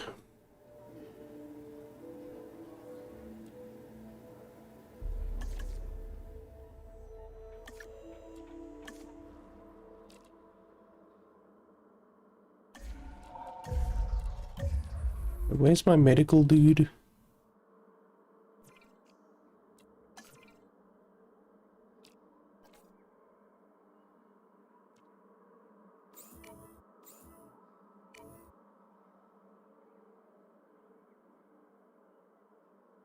Where the hell are you?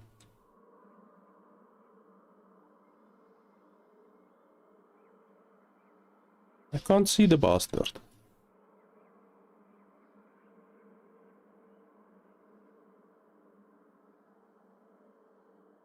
How am I supposed to select him to get treated if I can't even select him?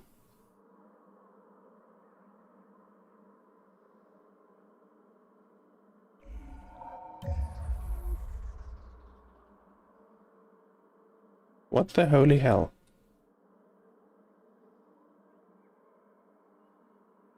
How can they even allow the dinosaur to just disappear like that?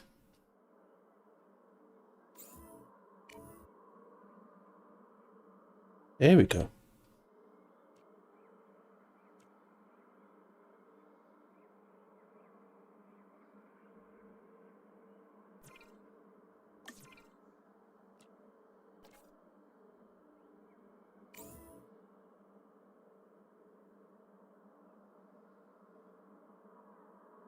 Okay, why can't I repair you? I mean, you're sick, right? Injured? Oh, tranquilize and transport to Medical Facility. Okay. I guess.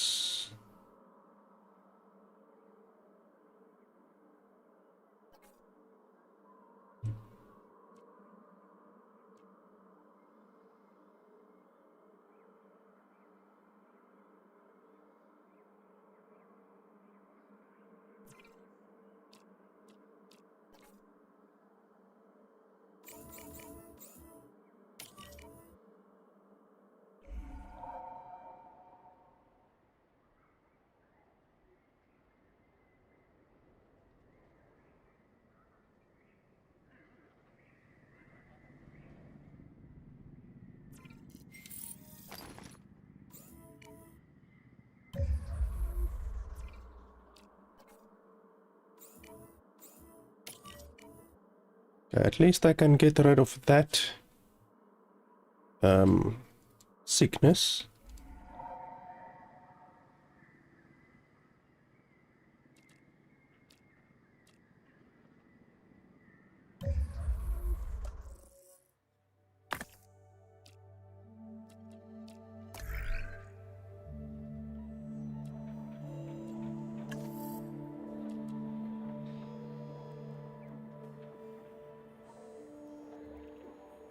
I definitely want this one. Because if my fence is gonna cause damage to my dinosaurs, then I want to be able to do something to counter that.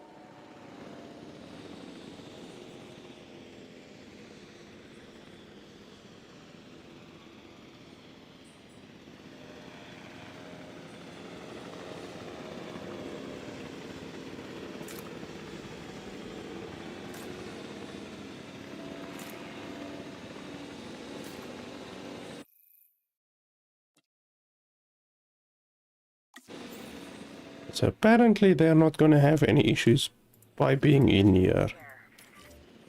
Apparently.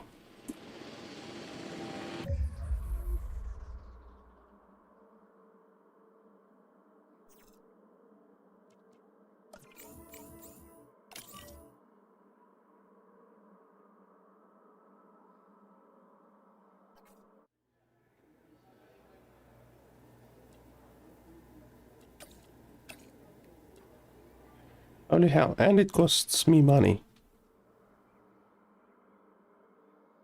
That's ridiculous.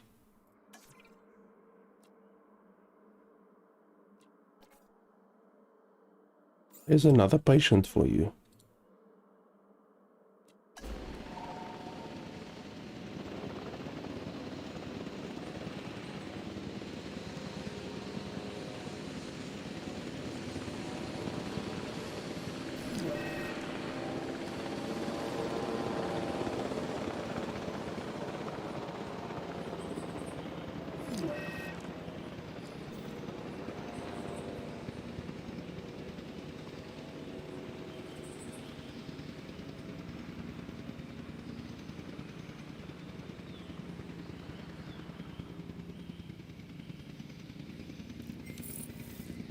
Asset transported.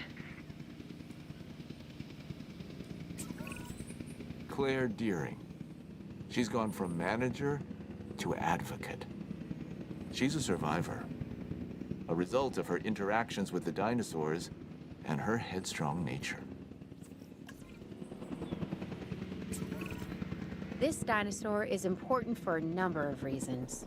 I mean, they're all important, but this one, the Deinonychus, Why is this one standing still? debate among paleontologists for many years.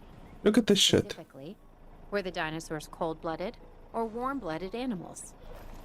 With them alive and in the park, we have our answer.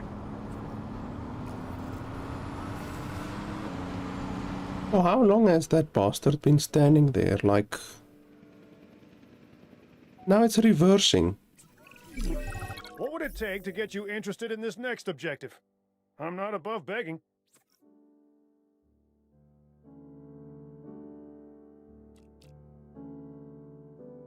I guess we can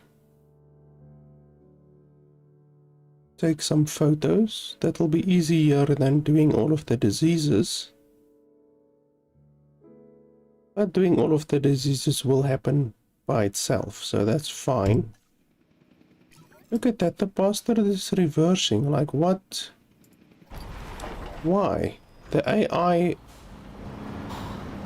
in this game are ridiculous.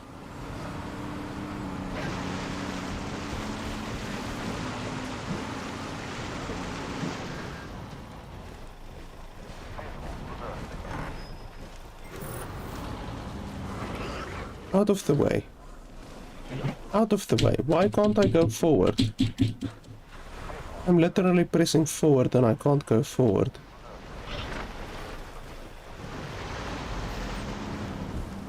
Out of the way, you stupid.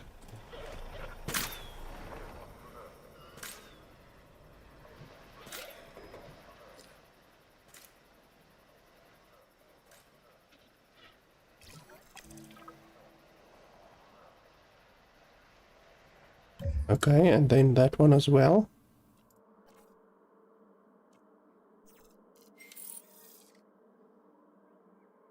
Or what? Can't I? What's wrong with those? Internal bleeding. Where the hell did you pick up internal bleeding?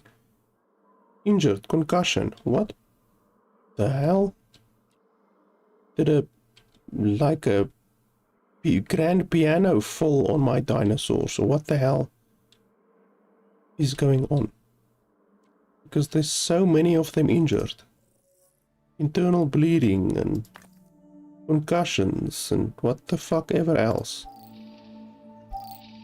Like, did Jean-Claude Van Damme enter my zoo and fuck my dinosaurs up, or what? What's going on?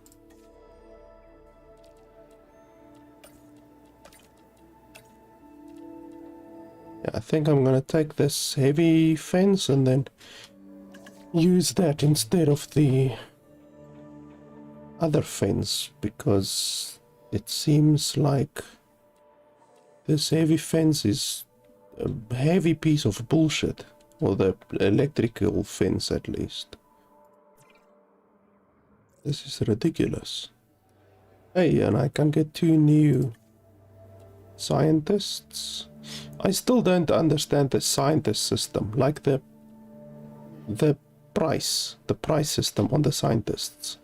One scientist is literally better than another scientist, and yet the one scientist costs like double what the other scientist. The worse scientist is more expensive than the better scientist. I just do not understand it. Like, seriously, there's something crazy going on with this scientist system. I could tell you that much. The way they made the calculations in this game just makes 0 sense. Absolutely 0 sense.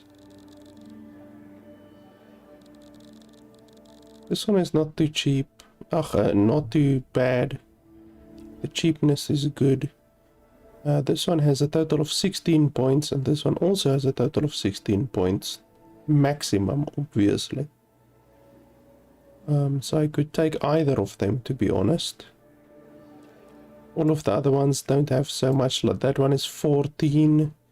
That one is 14. This one has 16. This one has 13. This one has 15.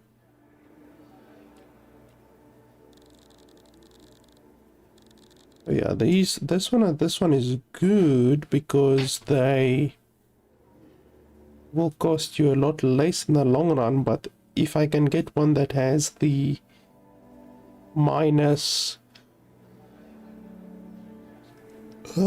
research price like my other ones do, then that's much better. The cheaper research is it has already saved me hundreds of thousands, if not $1 million already. You were like an Indoraptor with glasses, hunting down that objective, huh? Assuming you wear glasses, do you? Don't answer.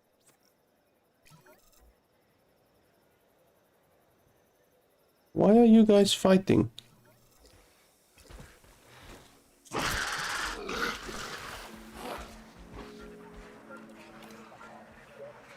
You guys should like each other.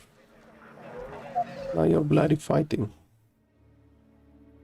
Anyway, guys, I think I've made my mind up with this game. Like, I was honestly expecting a little bit better from the first game. You know, the first game had its issues. The AI of the cars and that kind of stuff was already an issue with the first game, and now it seems that the this game also has, like, they haven't improved the AI of this game, to be honest. Like, it's still pretty bad. Causes to have low sleep frequently. Tranquilize, transport to polio. Holy hell, all of these things I have to transport. This is another thing that they added in this game. In the previous game, you didn't need to do this shit. You didn't need to literally transport a dinosaur back to your base after tranquilizing it, and then also pay for the treatment. The treatments didn't cost anything in the previous game, so I don't know. I think it's stupid that they just basically added another way in the game to make the player just take more money out of their pocket, you know. Like, the game is already pretty punishing in a lot of ways, and they just thought of another way to punish the player, you know. I think it's a little bit ridiculous. I mean, your dinosaurs are constantly fighting, and you're constantly gonna get injuries from that, you know. So I don't know. I don't like the fact that they now basically invented a new way to take your money, you know, to make the player even poorer than what they were. I don't think that electrical fences damaged the dinosaurs in the previous game. I did have electrical fences in the previous game, and I can't remember that my dinosaurs ever got injured by it. Certainly not injured to the point where I have to bloody well pay to have them treated or anything like that, you know. So I don't know. They just made the game more obtuse, added more quote unquote features that in my opinion are just there to make the player's life difficult, to be honest. I liked the first game. Really, I can't really say that there was anything too bad about the first game, but about this game I just feel like they went backwards in a lot of ways. Like, I don't know, this game makes me want to play the first game, to be honest. Like, even though I've already finished the first game and I have 104 hours in the game according to my Steam, I would rather play the first game than play this game, to be honest. It just feels like they made the game, they tried overly to make this game different and they just fucked it up. Like, seriously. It's like Diablo 2 versus Diablo 3, you know. Diablo 2, fantastic. Diablo 3, heaping pile of dog shit, you know. It's just really one of those things where, I don't know, they threw out a lot of what made it the first game good. Where the hell? You can't get out of there. There's 2 walls there. They threw out a lot of the stuff that made the first game good, and just added a whole lot of obtuse BS, to be honest. And they are doing the same thing with this game, with number 2, than what they where the hell are all of these unidentified ailments coming from? They're doing the same thing with this game than what they did with the first game, which is basically going the same route that Electronic Arts has, which is having like a stupid amount of DLC for the game. Just fucking DLC left and right. Like, it's a really a shitty way to monetize your game. And unfortunately, with Frontier Developments, they have gone overboard in a lot of their games with regards to the DLC. Like, if you look at their other games, why is this one still occupied? Come on. I have to use my entire bloody scientist team now just to heal all of these bastards. Where did someone die? Holy hell, they actually killed each other. So a Dilophosaurus killed a Deinonychus.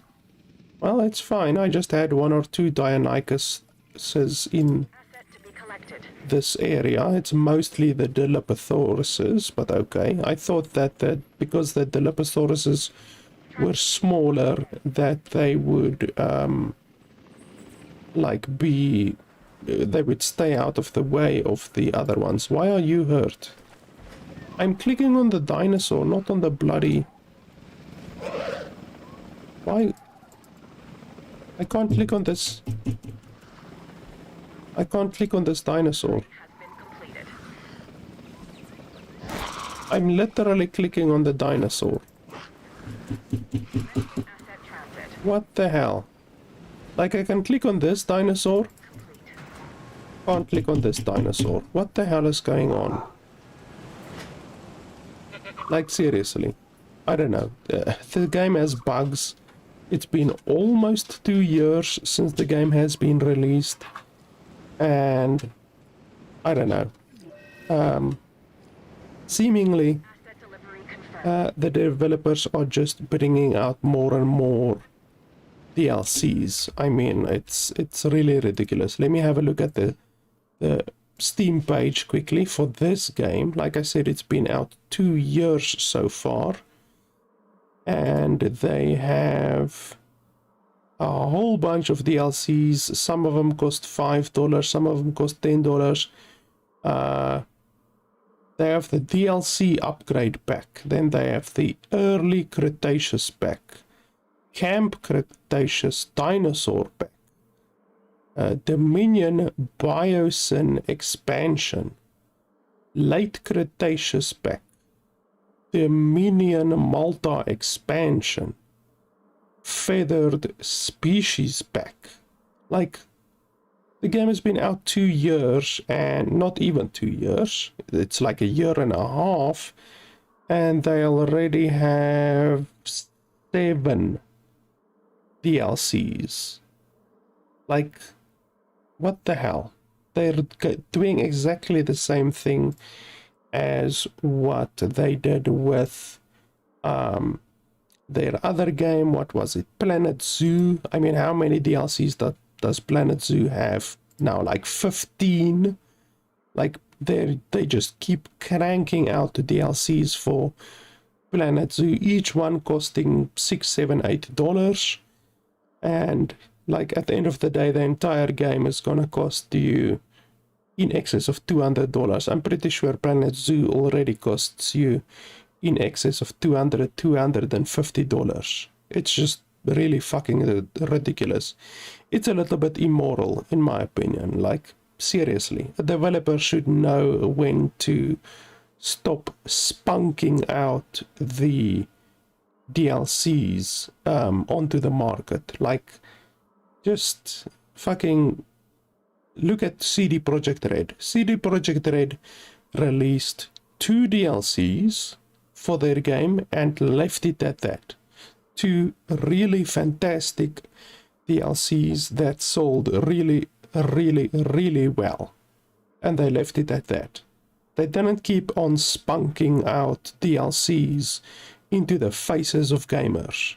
They just did 2 and they left it there. Like, seriously, it's ridiculous. And on top of that, what I consider immorality, they also add the de novo malware to their game as well. And if you've watched my review video for Planet Zoo, which is another one of their games, then you will have seen that I can't even play Planet Zoo on my previous PC due to de novo, due to the de novo malware. It literally, I have the game, I own the game. You can, like, fucking check my Steam library, my Steam profile is public and all of that. I literally have the game, I own the game, Planet Zoo, and yet I can't play the game. That's the kind of bullshit that